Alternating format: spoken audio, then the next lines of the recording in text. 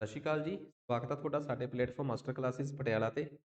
ਸੋ ਜਿਹੜੇ ਵੀ aspirant master classes Patiala ਨਾਲ ਜੁੜਨਾ ਚਾਹੁੰਦੇ ਆ, ਉਹਨਾਂ ਵਾਸਤੇ ਇਨਫੋਰਮੇਸ਼ਨ ਇਹ ਹੈ ਕਿ ਤੁਸੀਂ ਜੇਕਰ ਸਾਡੀ ਵੀਡੀਓ YouTube ਤੇ ਦੇਖ ਰਹੇ ਹੋ, ਮਾਸਟਰ ਕਲਾਸਿਸ ਪਟਿਆਲਾ ਦੀ ਐਪਲੀਕੇਸ਼ਨ ਤੇ ਜਾਣਾ ਚਾਹੁੰਦੇ ਹੋ, ਤਾਂ ਸਭ ਤੋਂ ਪਹਿਲਾਂ ਤੁਹਾਨੂੰ ਮਾਸਟਰ ਕਲਾਸਿਸ ਪਟਿਆਲਾ ਦੀ ਐਪਲੀਕੇਸ਼ਨ ਇਸ ਲੋਗੋ ਨਾਲ ਸੰਬੰਧਿਤ ਐਂਡਰੋਇਡ ਤੇ ਕਰ ਰਹੇ ਹੋ ਤਾਂ ਮਾਸਟਰ ਕਲਾਸਿਸ ਪਟਿਆਲਾ, ਆਈਫੋਨ ਤੇ ਕਰ ਰਹੇ ਹੋ ਤਾਂ ਮਾਈ ਇੰਸਟੀਟਿਊਟ ORG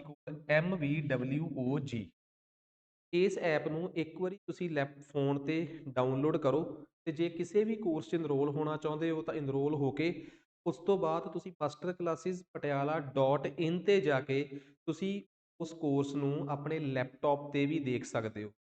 ਜਦੋਂ ਤੁਸੀਂ ਸਾਡੀ ਐਪ ਡਾਊਨਲੋਡ ਕਰੋਗੇ, ਜੇ ਕਿਸੇ ਵੀ ਤਰੀਕੇ ਦੀ ਕੋਈ ਪ੍ਰੋਬਲਮ ਆਈ ਤਾਂ ਤੁਸੀਂ ਇਹਨਾਂ ਨੰਬਰਾਂ ਤੇ ਸੰਪਰਕ ਕਰ ਸਕਦੇ ਹੋ।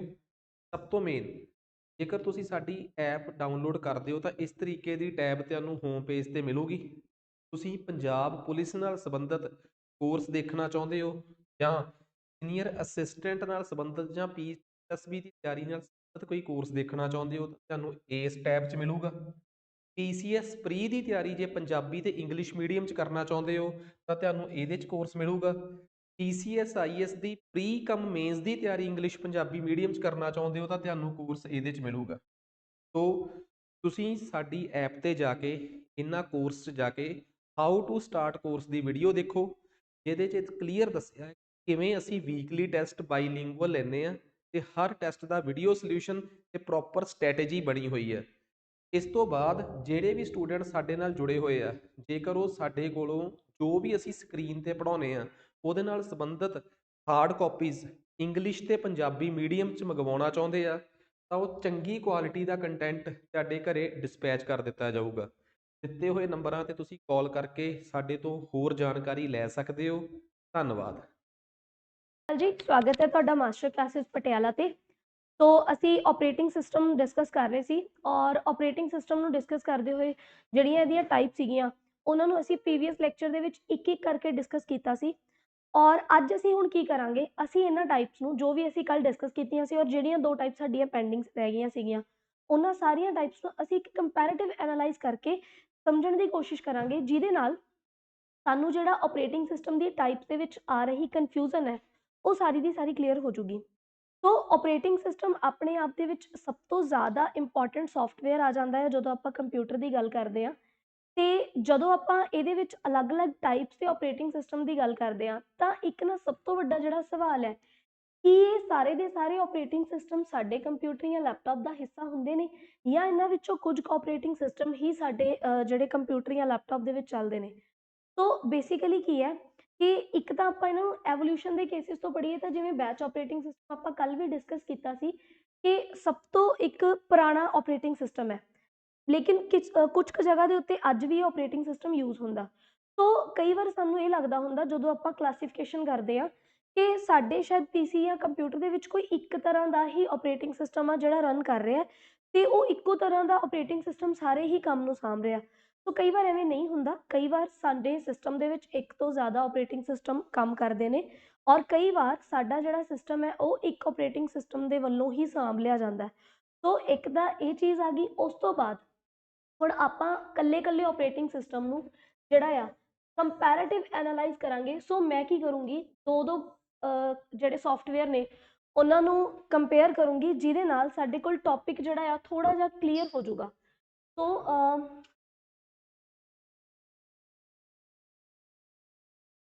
ਅਸੀਂ ਜੇ ਗੱਲ ਕਰੀਏ ਸਾਡੇ batch operating system,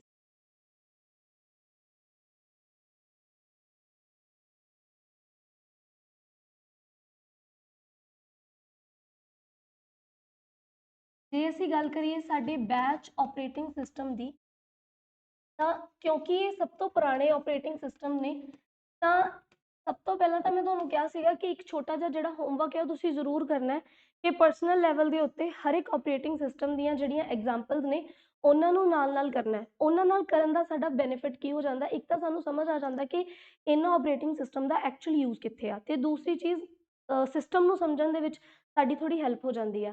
so first example ਜਿਹੜੀ ਆ ਉਹ ਬੈਚ ਆਪਰੇਟਿੰਗ ਸਿਸਟਮ ਸਾਡੇ ਕੋਲ ਆਉਂਦੇ ਨੇ ਸਾਡੇ ਪੇਰੋਲ ਤੇ ਦੂਸਰੇ ਸਾਡੇ ਕੋਲ ਕੀ ਸੀਗੇ, ਬੈਂਕ ਦੀਆਂ ਸਟੇਟਮੈਂਟਸ।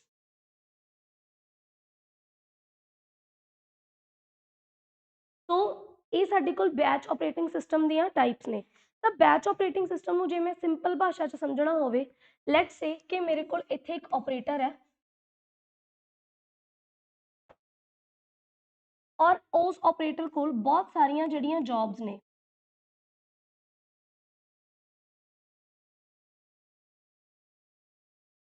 ਮੇਰੇ ਕੋਲ ABCD 4 ਅਲੱਗ-ਅਲੱਗ ਪਰਸਨ ਸੀਗੇ, ਜਿਨ੍ਹਾਂ ਨੇ ਆਪਣੇ ਅਲੱਗ-ਅਲੱਗ ਜਿਹੜੇ ਕੰਮ ਨੇ, ਜਾਂ ਆਪਾਂ ਕਹਿ ਲਈਏ ਕਿ ਇਹ ਮੇਰੇ ਕੋਲ ਅਲੱਗ-ਅਲੱਗ ਪ੍ਰੋਗਰਾਮਸ ਨੇ J1, J2, J3 ਔਰ J4। तो ਇੱਥੇ ਮੇਰੇ ਕੋਲ ਮੇਰਾ ਕੰਪਿਊਟਰ ਹੈ ਔਰ ਕੰਪਿਊਟਰ ਦਾ ਜਿਹੜਾ CPU ਆ ਬੇਸਿਕਲੀ ਉਹ ਇਸ ਪਾਰਟ ਦਾ ਹਿੱਸਾ ਹੋਗਾ। ਸੋ ਬੇਸਿਕਲੀ ਮੈਂ ਕੀ ਦੇਖਿਆ ਕਿ ਆਪਰੇਟਰ ਨੇ ਕੰਮ ਨੂੰ ਫੜਨ ਤੋਂ ਪਹਿਲਾਂ ਇੱਕ ਚੀਜ਼ ਐਨਾਲਾਈਜ਼ ਕੀਤੀ ਕਿ ਜਿਹੜਾ A ਦਾ ਕੰਮ ਸੀਗਾ, ਐਂਡ ਜਿਹੜਾ C ਦਾ ਕੰਮ ਸੀਗਾ, ਬੇਸਿਕਲੀ A ਤੇ C ਇਹਨਾਂ ਦਾ ਜਿਹੜਾ ਪ੍ਰੋਗਰਾਮ ਸੀ ਉਹ ਸੇਮ ਤਰ੍ਹਾਂ ਦਾ ਸੀਗਾ ਔਰ B ਦਾ ਕੰਮ ਬਿਲਕੁਲ ਅਲੱਗ ਸੀ ਤਾਂ D ਦਾ ਕੰਮ ਬਿਲਕੁਲ ਅਲੱਗ ਸੀ। ਤਾਂ ਸਾਡੇ ਆਪਰੇਟਰ ਨੇ ਕੀ ਕਰਨਾ ਹੈ, 3 ਬੈਚ ਬਣਾ ਦੇਣੇ ਨੇ, 3 ਬੈਚ ਬਣਾਉਣੇ ਨੇ।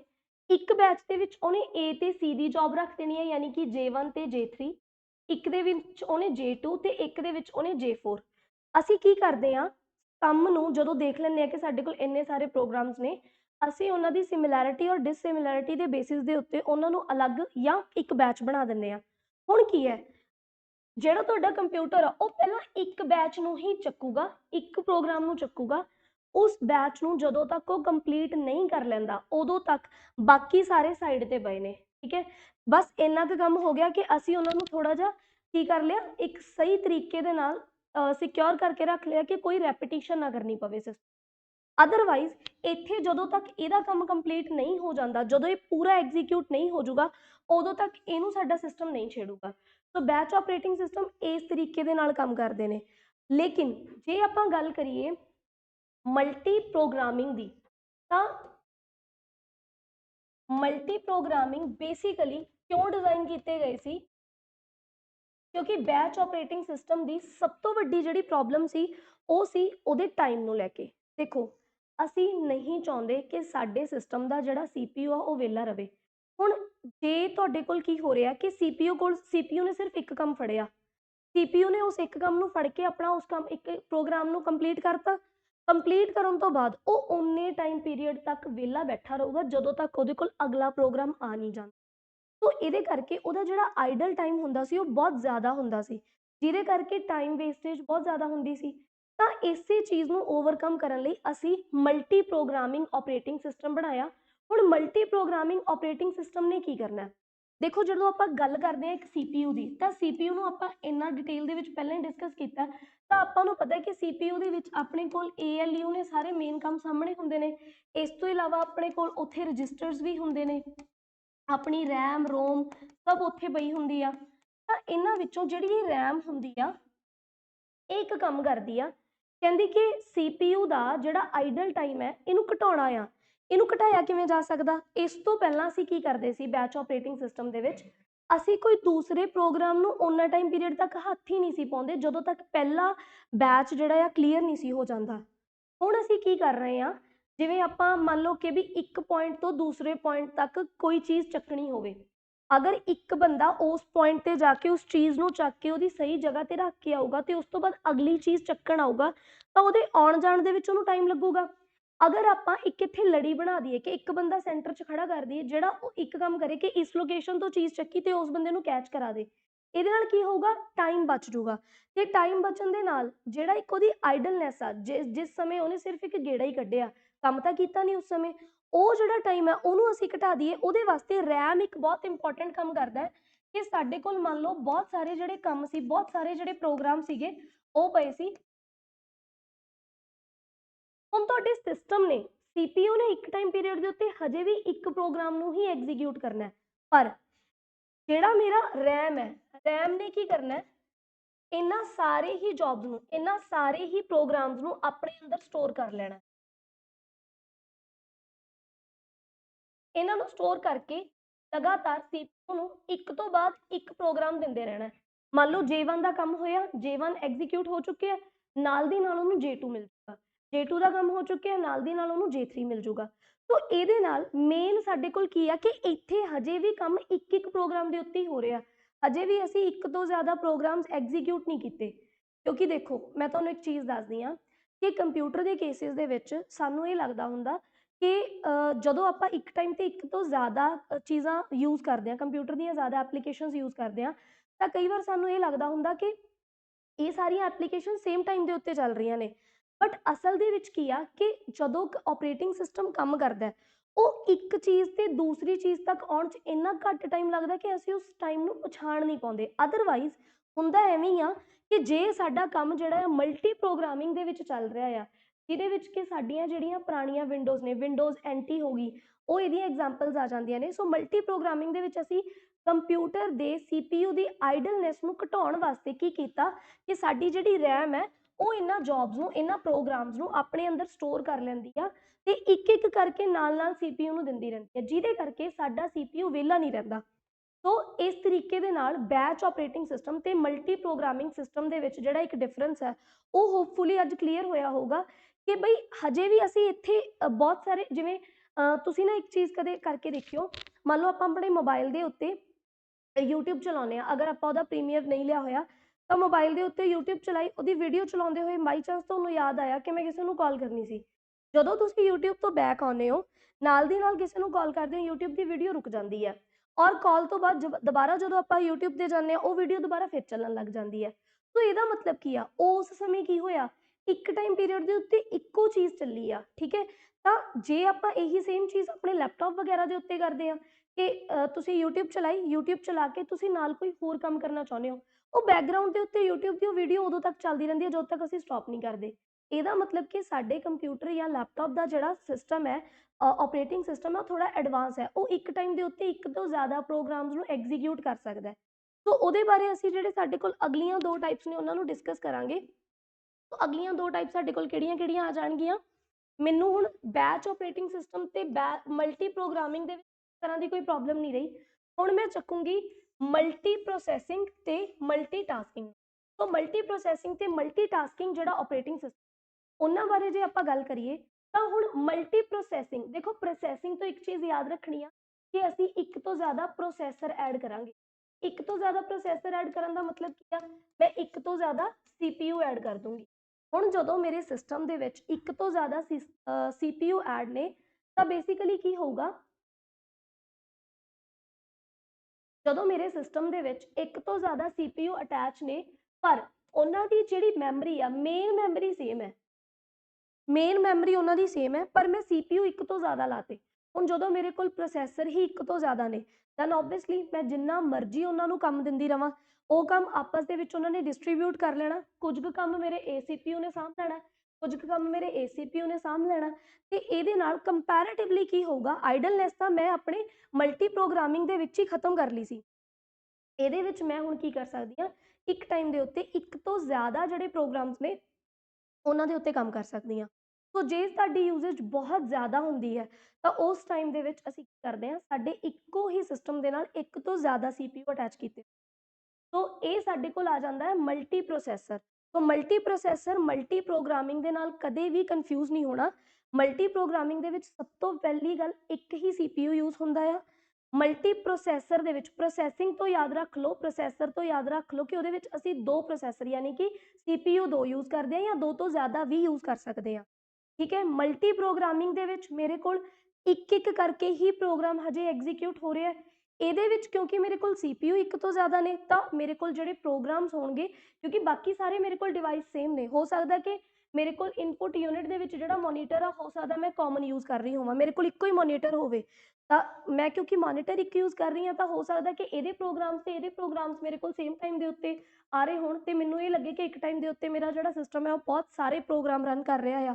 ਸੋ ਇੱਕ ਫਾਲਸ ਜੀ ਫੀਲਿੰਗ ਆਉਂਦੀ ਆ ਕਿ ਸਿਸਟਮ ਨੇ ਇੱਕ ਤੋਂ ਜ਼ਿਆਦਾ ਕੰਮ ਇੱਕੋ ਹੀ ਟਾਈਮ ਦੇ ਉੱਤੇ ਸਾਂਭ ਲਏ, ਜਦਕਿ ਹੋਇਆ ਕੀ ਹੈ ਕਿ ਬਈ ਇਹਨੇ ਆਪਣਾ ਅਲੱਗ ਕੰਮ ਕੀਤਾ, ਇਹਨੇ ਅਲੱਗ ਕੰਮ ਕੀਤਾ, ਹੋ ਸਕਦਾ ਸਾਡੇ ਮੋਨੀਟਰ ਤੱਕ ਆਉਂਦੇ ਆਉਂਦੇ ਉਹਨਾਂ ਦਾ ਟਾਈਮ ਮੈਚ ਕਰ ਗਿਆ ਤੇ ਸਾਨੂੰ ਦੋ ਪ੍ਰੋਗਰਾਮ ਸੇਮ ਟਾਈਮ ਦੇ ਉੱਤੇ ਮਿਲ ਗਏ। ਸੋ ਇਹ ਤਿੰਨ ਚੀਜ਼ਾਂ ਸਾਨੂੰ ਸਮਝ ਆ ਗਈਆਂ। ਹੁਣ ਜਿਹੜਾ ਮਲਟੀਟਾਸਕਿੰਗ ਹੁੰਦਾ, ਮਲਟੀਟਾਸਕਿੰਗ ਤੇ ਮਲਟੀ ਪ੍ਰੋਸੈਸਿੰਗ, ਇਹਨਾਂ ਦੇ ਵਿੱਚ ਆਪਸ ਦੇ ਵਿੱਚ ਵੀ ਕਨਫਿਊਜ਼ਨ ਆ ਜਾਂਦੀ ਆ। ਸੋ ਮਲਟੀਟਾਸਕਿੰਗ ਦੇ ਵਿੱਚ ਅਸੀਂ ਕੀ ਕਰਾਂਗੇ, ਮਲਟੀਟਾਸਕਿੰਗ ਦੇ ਵਿੱਚ ਮੰਨ ਲਓ ਮੇਰੇ ਕੋਲ ਕੀ ਹੈ ਕਿ ਵੀ ਮੇਰਾ ਜਿਹੜਾ ਇੱਕ ਸਿਸਟਮ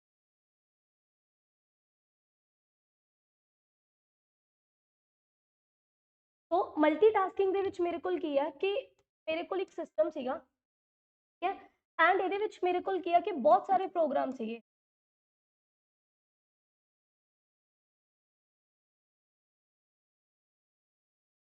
ਮੰਨ ਲਓ ਕਿ ਤੁਸੀਂ ਇੱਕ ਜਗ੍ਹਾ ਦੇ ਉੱਤੇ ਖੜੇ ਹੋ, ਠੀਕ ਹੈ, ਐਂਡ ਉੱਥੇ ਤੁਹਾਨੂੰ ਤੁਹਾਡੇ ਜਿਹੜੇ ਨੇ 3-4 ਦੋਸਤ ਮਿਲ ਜਾਂਦੇ ਨੇ, ਔਰ ਉਹ ਦੋਸਤ ਆਪਸ ਦੇ ਵਿੱਚ ਇੱਕ ਦੂਸਰੇ ਨੂੰ ਨਹੀਂ ਜਾਣਦੇ, ਲੇਕਿਨ ਤੁਹਾਡੀ ਬੌਂਡਿੰਗ ਉਹਨਾਂ ਸਾਰੇ ਹੀ ਦੋਸਤਾਂ ਦੇ ਨਾਲ ਸੇਮ ਹੈ। ਤਾਂ ਤੁਸੀਂ ਕੀ ਕਰੋਗੇ, ਆਪਣੇ ਦਿਨ ਦੇ ਅਲੱਗ-ਅਲੱਗ ਹਿੱਸਿਆਂ ਦਾ ਟਾਈਮ ਉਹਨਾਂ ਦੇ ਨਾਲ ਬਾਉਂਡ ਕਰ ਲਓਗੇ, ਠੀਕ ਹੈ, ਕਿ ਮੈਂ ਇਸ ਟਾਈਮ ਇਸ ਦੋਸਤ ਨੂੰ ਮਿਲ ਲੂੰ, ਇਸ ਟਾਈਮ ਇਸ ਦੋਸਤ ਨੂੰ ਮਿਲ ਲੂੰ, ਬਟ ਟਾਈਮ ਉਹਨਾਂ ਦਾ ਫਿਕਸ ਰੱਖੋਗੇ ਕਿਉਂਕਿ ਤੁਸੀਂ ਪੂਰੇ ਇੱਕ ਦਿਨ ਦੇ ਵਿੱਚ ਆਪਣੇ 5 ਤੋਂ 6 ਦੋਸਤਾਂ ਨੂੰ ਮਿਲਣਾ ਆ। ਸੋ CPU ਇਹਦੇ ਵਿੱਚ ਕੀ ਕਰਦਾ, ਇੱਕ ਟਾਈਮ ਬਾਉਂਡੇਸ਼ਨ ਲਾ ਲੈਂਦਾ। CPU ਕੀ ਕਹਿੰਦਾ ਕਿ ਮੰਨ ਲਓ ਮੈਨੂੰ ਮੈਂ ਕੀ ਕੀਤਾ, ਮੇਰੇ ਕੋਲ ਟੋਟਲ 6 ਕੰਮ ਸੀਗੇ, ਤਾਂ ਮੈਂ ਇਹਨਾਂ 6 ਕੰਮਾਂ ਨੂੰ ਕੀ ਕਰੂੰਗੀ, ਐਜ਼ ਅ CPU ਹਰ ਇੱਕ ਨੂੰ 2 ਮਿੰਟ ਦਾ ਟਾਈਮ ਦੇ ਦੂੰ, ਟਾਈਮ ਫਿਕਸ ਕਰਤਾ। ਹੁਣ ਮੈਨੂੰ ਇਸ ਗੱਲ ਤੋਂ ਕੋਈ ਲੈਣਾ ਦੇਣਾ ਨਹੀਂ ਕਿ ਬਈ ਇਸ ਪ੍ਰੋਗਰਾਮ ਨੂੰ ਕੰਪਲੀਟ ਹੋਣ ਵਾਸਤੇ 10 ਮਿੰਟ ਚਾਹੀਦੇ ਸੀਗੇ। ਹੁਣ ਮੇਰਾ ਮੇਨ ਚੀਜ਼ ਕੀ ਹੋਊਗੀ ਕਿ ਮੈਂ ਚਾਹੁੰਦੀ ਹਾਂ ਕਿ ਮੇਰੇ ਕੋਲ ਜਿੰਨੇ ਪ੍ਰੋਗਰਾਮਸ ਨੇ ਮੈਂ ਇੱਕੋ ਹੀ ਟਾਈਮ ਦੇ ਉੱਤੇ ਉਹਨਾਂ ਸਾਰਿਆਂ ਨਾਲ ਰਿਸਪੌਂਡ ਕਰ ਸਕਾਂ, ਕਿਉਂਕਿ ਜੇ ਮੈਂ ਪਹਿਲੇ ਕੰਮ ਨੂੰ ਕੰਪਲੀਟ ਕਰਕੇ ਪਹਿਲੇ ਪ੍ਰੋਗਰਾਮ ਦੀ ਐਗਜ਼ੀਕਿਊਸ਼ਨ ਕਰਕੇ ਫਿਰ ਅਗਲੇ ਤੱਕ ਆਵਾਂ, ਤਾਂ ਜੇ ਮੇਰੇ ਕੋਲ ਟੋਟਲ 20 ਪ੍ਰੋਗਰਾਮਸ ਨੇ ਤਾਂ 20ਵੇਂ ਦੀ ਵਾਰੀ ਆਉਂਦੇ ਆਉਂਦੇ ਤਾਂ ਟਾਈਮ ਹੀ ਬਹੁਤ ਜ਼ਿਆਦਾ ਲੱਗ ਜਾਊਗਾ। ਸੋ ਅਸੀਂ ਕੀ ਕੀਤਾ, ਅਸੀਂ ਇੱਕ ਟਾਈਮ ਬਾਉਂਡੇਸ਼ਨ ਰੱਖ ਲਈ ਕਿ ਜਿਵੇਂ ਆਪਾਂ ਕੱਲ ਇੱਕ ਐਗਜ਼ਾਮਪਲ ਲਈ ਸੀ ਕਿ ਅਗਰ ਮੈਂ ਤੁਹਾਨੂੰ ਸਾਰਿਆਂ ਨੂੰ 2-2 ਕੁਐਸਚਨਸ ਦੇ ਦੇਵਾਂ, ਠੀਕ ਹੈ, ਔਰ ਅਗਰ ਮੈਂ ਕਹਾਂ ਕਿ ਇੱਕ ਟਾਈਮ ਦੇ ਉੱਤੇ ਮੈਂ ਇੱਕ ਸਟੂਡੈਂਟ ਦਾ ਇੱਕ ਕੁਐਸਚਨ ਸੋਲਵ ਕਰਵਾਤਾ, ਉਸ ਤੋਂ ਬਾਅਦ ਮੈਂ ਅਗਲੇ ਸਟੂਡੈਂਟ ਵੱਲ ਆ ਗਈ ਤੇ ਉਸ ਤੋਂ ਬਾਅਦ ਅਗਲੇ, ਤਾਂ ਮੈਂ ਇੱਕ ਕੁਐਸਚਨ ਫਿਕਸ ਕਰ ਲਿਆ, ਚਾਹੇ ਤੁਹਾਡੇ ਕੋਲ ਕੁਐਸਚਨ 2 ਨੇ ਜਾਂ ਹੋ ਸਕਦਾ ਕਿ ਤੁਸੀਂ 4-5 ਡਾਊਟ ਹੋਰ ਲੈ ਕੇ ਆਏ ਹੋਵੋ, ਬਟ ਮੈਂ ਕਹਿਦਾ ਕਿ ਮੈਂ ਇੱਕ ਟਾਈਮ ਦੇ ਉੱਤੇ ਇੱਕ ਸਟੂਡੈਂਟ ਦਾ ਸਿਰਫ ਇੱਕ ਡਾਊਟ ਹੀ ਕਲੀਅਰ ਕਰਾਉਂਗੀ, ਤਾਂ ਮੈਂ ਫਿਕਸ ਕਰ ਲਈ। ਤਾਂ ਉਹਦੇ ਨਾਲ ਕੀ ਹੋਊਗਾ ਕਿ ਜਿਹੜਾ ਮੇਰੇ ਕੋਲ ਮੰਨ ਲਓ ਕਿ 30 ਸਟੂਡੈਂਟਸ ਕਲਾਸ, ਤਾਂ ਜਿਹੜਾ ਮੇਰੇ ਕੋਲ ਲਾਸਟ ਵਾਲਾ ਸਟੂਡੈਂਟ ਉਹਦੀ ਵਾਰੀ ਕੰਪੈरेटिवली ਕੀ ਆ ਜਲਦੀ ਆ ਜਾਊਗੀ। ਅਗਰ ਮੈਂ ਇਕੱਲੇ ਸਟੂਡੈਂਟ ਨੂੰ ਉਹਦੇ ਸਾਰੇ ਡਾਊਟ ਲੈਣ ਬੈਠਦੀ ਤਾਂ ਹੋ ਸਕਦਾ ਕਿ ਇੱਕ ਦਿਨ ਦੇ ਵਿੱਚ ਮੇਰੇ ਕੋਲ ਅੱਧੇ ਸਟੂਡੈਂਟਸ ਦੀ ਵਾਰੀ ਨਾ ਆਉਂਦੀ। ਸੋ ਇਹਦੇ ਵਿੱਚ ਕੀ ਹੁੰਦਾ ਕਿ CPU ਜਿਹੜਾ ਆ ਸਭ ਨੂੰ ਬਰਾਬਰ ਟਾਈਮ ਵੰਡ ਦਿੰਦਾ। ਹੁਣ ਮੰਨ ਲਓ ਮੇਰਾ ਜਿਹੜਾ ਪ੍ਰੋਗਰਾਮ 1 ਸੀਗਾ, ਮੰਨ ਲਓ ਇਹ 1 ਮਿੰਟ ਦੇ ਵਿੱਚ ਹੀ ਹੋ ਗਿਆ, ਇਹਦਾ 1 ਮਿੰਟ ਬਚ ਗਿਆ ਮੇਰੇ ਕੋਲ। ਹੁਣ ਇਹਦਾ ਜਿਹੜਾ 1 ਮਿੰਟ ਬਚਿਆ ਹੋਇਆ ਉਹ CPU ਨੇ ਕੀ ਕਰਨਾ ਹੈ, ਸੈਕਿੰਡਸ ਦੀ ਫਾਰਮ ਦੇ ਵਿੱਚ ਬਾਕੀ ਬਚੇ ਹੋਏ ਪ੍ਰੋਗਰਾਮਸ ਦੇ ਵਿੱਚ ਆਪਸ ਦੇ ਵਿੱਚ ਵੰਡ ਦੇਣਾ। CPU ਕੋਲ ਜਿੰਨੇ ਮਰਜ਼ੀ ਪ੍ਰੋਗਰਾਮਸ ਹੋਣ, ਉਹਨੇ ਇੱਕ ਪੱਕੇ ਟਾਈਮ ਪੀਰੀਅਡ ਦੇ ਵਿੱਚ ਹਰ ਇੱਕ ਦਾ ਟਾਈਮ ਹਰ ਇੱਕ ਨੂੰ ਉਨਾ ਕੁ ਟਾਈਮ ਦੇਣਾ, ਉਹਦਾ ਜਿੰਨਾ ਕੁ ਕੰਮ ਹੋ ਗਿਆ, ਠੀਕ ਹੈ, ਉਸ ਤੋਂ ਬਾਅਦ ਅਗਲੇ ਦਾ ਕੰਮ ਫੜ ਲੈਣਾ। ਔਰ ਹੁਣ ਇਹਦਾ ਸਭ ਤੋਂ ਵੱਡਾ ਬੈਨੀਫਿਟ ਕੀ ਆ ਕਿ ਜਿਹੜਾ ਇੱਕ ਰਿਸਪੌਂਸ ਟਾਈਮ ਹੈ, ਉਹ ਤਾਂ ਤੁਸੀਂ ਬਹੁਤ ਜ਼ਿਆਦਾ ਘਟਾਤਾ। ਰਿਸਪੌਂਸ ਟਾਈਮ ਤੁਸੀਂ ਬਹੁਤ ਜ਼ਿਆਦਾ ਤੁਹਾਡਾ ਬੇਸਿਕਲੀ ਵੱਧ ਚੁੱਕਿਆ, ਬਿਕਾਜ਼ ਤੁਸੀਂ ਸਾਰਿਆਂ ਨਾਲ ਇੰਟਰੈਕਟ ਕੰਪੈरेटिवली ਥੋੜੇ ਟਾਈਮ 'ਚ ਕਰ ਰਹੇ ਹੋ। ਪਰ ਇਸ ਸਿਸਟਮ ਦੀ ਸਭ ਤੋਂ ਵੱਡੀ ਡਰਾਬੈਕ ਕੀ ਹੁੰਦੀ ਆ ਕਿ ਤੁਹਾਡੇ ਸਿਸਟਮ ਨੂੰ ਪਹਿਲਾਂ ਕੀ ਸੀਗਾ, ਮੇਰੀ ਇੰਟਰੈਕਸ਼ਨ ਇਹਦੇ ਨਾਲ ਸਿਰਫ ਇੱਕ ਵਾਰੀ ਹੋਣੀ, ਔਰ ਇੱਕ ਵਾਰੀ ਮੈਂ ਇਹਦਾ ਕੰਮ ਕੰਪਲੀਟ ਕਰਦਾ, ਮੁੜ ਕੇ ਹੋ ਸਕਦਾ ਮੈਨੂੰ ਦੁਬਾਰਾ ਮਿਲਣਾ ਹੀ ਨਹੀਂ, ਹੈਨਾ, ਫਿਰ ਮੈਂ ਅਗਲੇ ਨੂੰ ਮਿਲਣਾ ਸੀ। ਬਟ ਜਦੋਂ ਮੈਂ ਕੀ ਕਰ ਰਹੀ ਹਾਂ, ਇੱਕ ਫਿਕਸ ਟਾਈਮ ਦੇਤਾ, ਜਦੋਂ ਤੁਸੀਂ ਆਪਣੇ ਫਰੈਂਡਸ ਨੂੰ ਕਹਿਤਾ ਕਿ ਮੈਂ ਸਿਰਫ 1 ਘੰਟੇ ਲਈ ਤੁਹਾਨੂੰ ਮਿਲ ਰਿਹਾ, ਤੇ ਮੰਨ ਲਓ ਕਿ ਉਹ ਤੁਹਾਡੇ ਨਾਲ ਕੁਝ ਜ਼ਿਆਦਾ ਸਮਾਂ ਬਤੀਤ ਕਰਨਾ ਚਾਹੁੰਦਾ ਸੀ, ਤਾਂ ਫਿਰ ਉਹ ਤੁਹਾਡੇ ਨਾਲ ਕੀ ਕਹੂਗਾ ਕਿ ਚੱਲ ਠੀਕ ਹੈ, ਅੱਜ ਤਾਂ 1 ਘੰਟਾ ਤੇਰਾ ਦਿੱਤਾ ਹੋਇਆ, ਠੀਕ ਹੈ, ਬਟ ਮੈਨੂੰ ਵੀਕਐਂਡ ਤੇ ਤੇਰਾ ਪੂਰਾ ਦਿਨ ਚਾਹੀਦਾ, ਜਾਂ ਵੀਕਐਂਡ ਤੇ ਮੈਨੂੰ ਤੇਰਾ ਟਾਈਮ ਦੁਬਾਰਾ ਚਾਹੀਦਾ। ਤਾਂ ਤੁਹਾਨੂੰ ਰੈਪੀਟੀਸ਼ਨ ਬਹੁਤ ਜ਼ਿਆਦਾ ਕਰਨੀ ਪੈਂਦੀ ਆ। ਸੋ ਰੈਪੀਟੀਸ਼ਨ ਵਾਲੀ ਇਹਦੀ ਇੱਕ ਮੇਜਰ ਡਰਾਬੈਕ ਆ, ਕਿਉਂਕਿ ਸਿਸਟਮ ਬਾਰ-ਬਾਰ ਉਹਨਾਂ ਪ੍ਰੋਗਰਾਮਸ ਵੱਲ ਜਾ ਰਿਹਾ ਹੁੰਦਾ। ਸੋ ਇਹ ਇਹਦਾ ਇੱਕ ਬਹੁਤ ਨੈਗੇਟਿਵ ਪੁਆਇੰਟ ਆਉਂਦਾ, ਬਟ ਪੋਜ਼ੀਟਿਵ ਪੁਆਇੰਟ ਕੀ ਆ ਕਿ ਇੰਟਰੈਕਸ਼ਨ ਸਾਰੇ ਪ੍ਰੋਗਰਾਮਸ ਦੇ ਨਾਲ ਘੱਟ ਟਾਈਮ 'ਚ ਹੋ ਜਾਂਦੀ ਹੈ। ਸੋ ਹੁਣ ਤੱਕ ਜਿਹੜੇ ਅਸੀਂ ਇਹ 4 ਸਿਸਟਮ ਨੇ, ਜਿਹਦੇ ਵਿੱਚ ਬੈਚ ਆਪਰੇਟਿੰਗ ਸਿਸਟਮ ਹੋ ਗਿਆ, ਸਾਡਾ ਮਲਟੀ ਪ੍ਰੋਗਰਾਮਿੰਗ ਹੋ ਗਿਆ, ਮਲਟੀਟਾਸਕਿੰਗ ਹੋ ਗਿਆ ਤੇ ਮਲਟੀ ਪ੍ਰੋਸੈਸਿੰਗ ਹੋ ਗਿਆ। ਇਹਨਾਂ ਸਾਰਿਆਂ ਦੇ ਵਿੱਚ ਕਿਸੇ ਨੂੰ ਕੋਈ ਵੀ ਕਨਫਿਊਜ਼ਨ ਹੋਵੇ ਤਾਂ ਪਹਿਲਾਂ ਇੱਥੇ ਕਲੀਅਰ ਕਰ ਲੈਂਦੇ ਆ। ਇੱਥੇ ਤੱਕ ਸਮਝ ਆ ਗਿਆ ਸਾਰਾ, ਠੀਕ ਹੈ। ਹੁਣ ਆਪਾਂ ਅਗਲੇ ਸਿਸਟਮ ਵੱਲ ਪ੍ਰੋਸੀਡ ਕਰਦੇ ਹਾਂ ਕਿ ਸਾਡਾ ਅਗਲਾ ਸਿਸਟਮ ਜਿਹੜਾ ਆ ਉਹ ਕੀ ਕਹਿੰਦਾ ਹੈ। ਸੋ ਮੇਰੇ ਕੋਲ ਜਿਹੜੀ ਮੇਰੀ ਟਾਈਪ ਸੀਗੀ ਉਹਦੇ ਵਿੱਚ ਹੁਣ ਮੈਂ ਆਪਣੇ 4 ਸਿਸਟਮ ਭੁਗਤਾ ਲਏ। ਦੈਨ ਮੇਰੇ ਕੋਲ ਆਉਂਦਾ ਆ ਟਾਈਮ ਸ਼ੇਅਰਿੰਗ। ਹੁਣ ਇਸ ਟਾਈਮ ਸ਼ੇਅਰਿੰਗ ਤੇ ਮਲਟੀਟਾਸਕਿੰਗ ਨੂੰ ਲੈ ਕੇ ਜਦੋਂ ਤੁਸੀਂ ਅਲੱਗ-ਅਲੱਗ ਰੈਫਰੈਂਸ ਲੈਂਦੇ ਹੋ ਤਾਂ ਬਹੁਤ ਜਗ੍ਹਾ ਦੇ ਉੱਤੇ ਮਲਟੀਟਾਸਕਿੰਗ ਨੂੰ ਹੀ ਟਾਈਮ ਸ਼ੇਅਰਿੰਗ, ਔਰ ਇਸੇ ਕਰਕੇ ਜਦੋਂ ਆਪਾਂ ਕੱਲ ਟਾਈਮ ਸ਼ੇਅਰਿੰਗ ਕੀਤਾ ਸੀ ਤੇ ਮਲਟੀਟਾਸਕਿੰਗ ਕਰਕੇ ਹਟੇ ਸੀ, ਆਪਾਂ ਨੂੰ ਕਨਫਿਊਜ਼ਨ ਹੋ ਗਈ ਸੀ ਕਿਉਂਕਿ ਮੈਂ ਦੋਨੋਂ ਜਗ੍ਹਾ ਦੇ ਉੱਤੇ ਸੇਮ ਐਗਜ਼ਾਮਪਲ ਲੈ ਕੇ ਸਮਝਾਇਆ ਸੀ। ਤਾਂ ਸਾਨੂੰ ਸਮਝ ਨਹੀਂ ਸੀ ਆਇਆ ਕਿ ਬੇਸਿਕਲੀ ਇੱਥੇ ਜਿਹੜੀ ਆ ਕਨਫਿਊਜ਼ਨ ਕਿਉਂ ਆਈ, ਕਿਉਂਕਿ ਮਲਟੀਟਾਸਕਿੰਗ ਦੇ ਵਿੱਚ ਮੇਰਾ CPU ਇੱਕ ਤੋਂ ਜ਼ਿਆਦਾ ਪ੍ਰੋਗਰਾਮਸ ਵੱਲ ਧਿਆਨ ਦੇ ਰਿਹਾ, ਮਤਲਬ ਕਿ ਸਿਸਟਮ ਇੱਕ ਹੈ ਬਟ ਉਹਦੇ ਵਿੱਚ ਪ੍ਰੋਗਰਾਮ ਇੱਕ ਤੋਂ ਜ਼ਿਆਦਾ ਫਿਕਸਡ ਟਾਈਮ ਦੇ ਵਿੱਚ ਇੰਟਰੈਕਟ ਕਰ ਰਹੇ ਨੇ। ਲੇਕਿਨ ਜਿਹੜਾ ਟਾਈਮ ਸ਼ੇਅਰਿੰਗ ਹੁੰਦਾ, ਟਾਈਮ ਸ਼ੇਅਰਿੰਗ ਦੀ ਜੇ ਮੈਂ ਇੱਕ ਐਗਜ਼ਾਮਪਲ ਦੇ ਨਾਲ ਤੁਹਾਨੂੰ ਸਮਝਾਉਣਾ ਹੋਵੇ कि मान लो इंटरनेट कैफे के उत्ते 5 कंप्यूटर पए ने और इंटरनेट कैफे का जो मालक है वो कंप्यूटर्स ਜਿਹੜੇ ਉਹਦੇ ਕੋਲ ਯੂਜ਼ਰਸ ਆ ਰਹੇ ਨੇ ਉਹਨਾਂ ਦਾ ਟਾਈਮ ਬਾਉਂਡ ਕਰ ਦਿੰਦਾ ਕਿ ਤੂੰ ਬਈ 1 ਘੰਟੇ ਵਾਸਤੇ ਮੇਰਾ ਕੰਪਿਊਟਰ ਯੂਜ਼ ਕਰ ਸਕਦਾ। ਜਦੋਂ ਤੇਰਾ 1 ਘੰਟਾ ਪੂਰਾ ਹੋ ਗਿਆ ਤੂੰ ਇੱਥੋਂ ਉੱਠ ਜਾਏਗਾ, ਮੈਂ ਸੈਕੰਡ ਯੂਜ਼ਰ ਨੂੰ ਇੱਥੇ ਬਿਠਾ ਦੂੰਗਾ। ਸੋ ਜਿਹੜਾ ਇੱਕੋ ਟਾਈਮ ਲਿਮਿਟ ਹੈ ਉਹ ਹਜੇ ਵੀ ਇੱਥੇ ਆ, ਬਟ ਇਹਦੇ 'ਚ ਬੇਸਿਕਲੀ ਕੀ ਹੋਊਗਾ ਕਿ ਟਾਈਮ ਸ਼ੇਅਰਿੰਗ ਜਿਹੜਾ ਆਪਰੇਟਿੰਗ ਸਿਸਟਮ ਹੁੰਦਾ ਇਹ ਮਲਟੀ ਯੂਜ਼ਰਸ ਲਈ ਹੁੰਦਾ। ਅਸੀਂ ਕੀ ਕਰਦੇ ਆ ਸਿਸਟਮ ਜਿਹੜਾ ਆ ਇਸ ਤਰੀਕੇ ਨਾਲ ਅਟੈਚ ਕਰ ਦਿੰਦੇ ਆ ਕਿ ਹੁਣ ਯੂਜ਼ਰ ਜਿਹੜੇ ਨੇ ਉਹ ਇੱਕ ਫਿਕਸਡ ਟਾਈਮ ਪੀਰੀਅਡ ਤੱਕ ਹੀ ਉਸ ਕੰਪਿਊਟਰ ਨੂੰ ਉਸ ਲੈਪਟਾਪ ਨੂੰ ਯੂਜ਼ ਕਰਨਗੇ, ਉਹ ਉੱਠ ਜਾਣਗੇ, ਉਸ ਤੋਂ ਬਾਅਦ ਅਗਲਾ ਯੂਜ਼ਰ ਆ ਕੇ ਕੰਮ ਕਰ ਲੂਗਾ। ਸੋ ਟਾਈਮ ਸ਼ੇਅਰਿੰਗ ਤੇ ਮਲਟੀਟਾਸਕਿੰਗ ਦਾ ਕੰਮ ਬਿਲਕੁਲ ਸੇਮ ਹੁੰਦਾ ਆ। ਇਹਨਾਂ ਦੀ ਜਿਹੜੀ ਆਰਕੀਟੈਕਚਰ ਆ ਉਹ 'ਚ ਕੋਈ ਫਰਕ ਨਹੀਂ, ਫਰਕ ਸਿਰਫ ਇੰਨਾ ਆ ਕਿ ਜਿਹੜਾ ਮੇਰੇ ਕੋਲ ਮਲਟੀਟਾਸਕਿੰਗ ਹੈ ਉਹ ਇੱਕ ਸਿਸਟਮ ਸਾਰੇ ਕੰਮ ਕਰ ਰਿਹਾ, ਮੇਰੇ ਕੋਲ ਮੇਰਾ ਇੱਕ ਕੰਪਿਊਟਰ ਮੇਰੇ ਇੱਕ ਤੋਂ ਜ਼ਿਆਦਾ ਪ੍ਰੋਗਰਾਮ ਸਾਂਭੀ ਬੈਠਾ ਹੈ।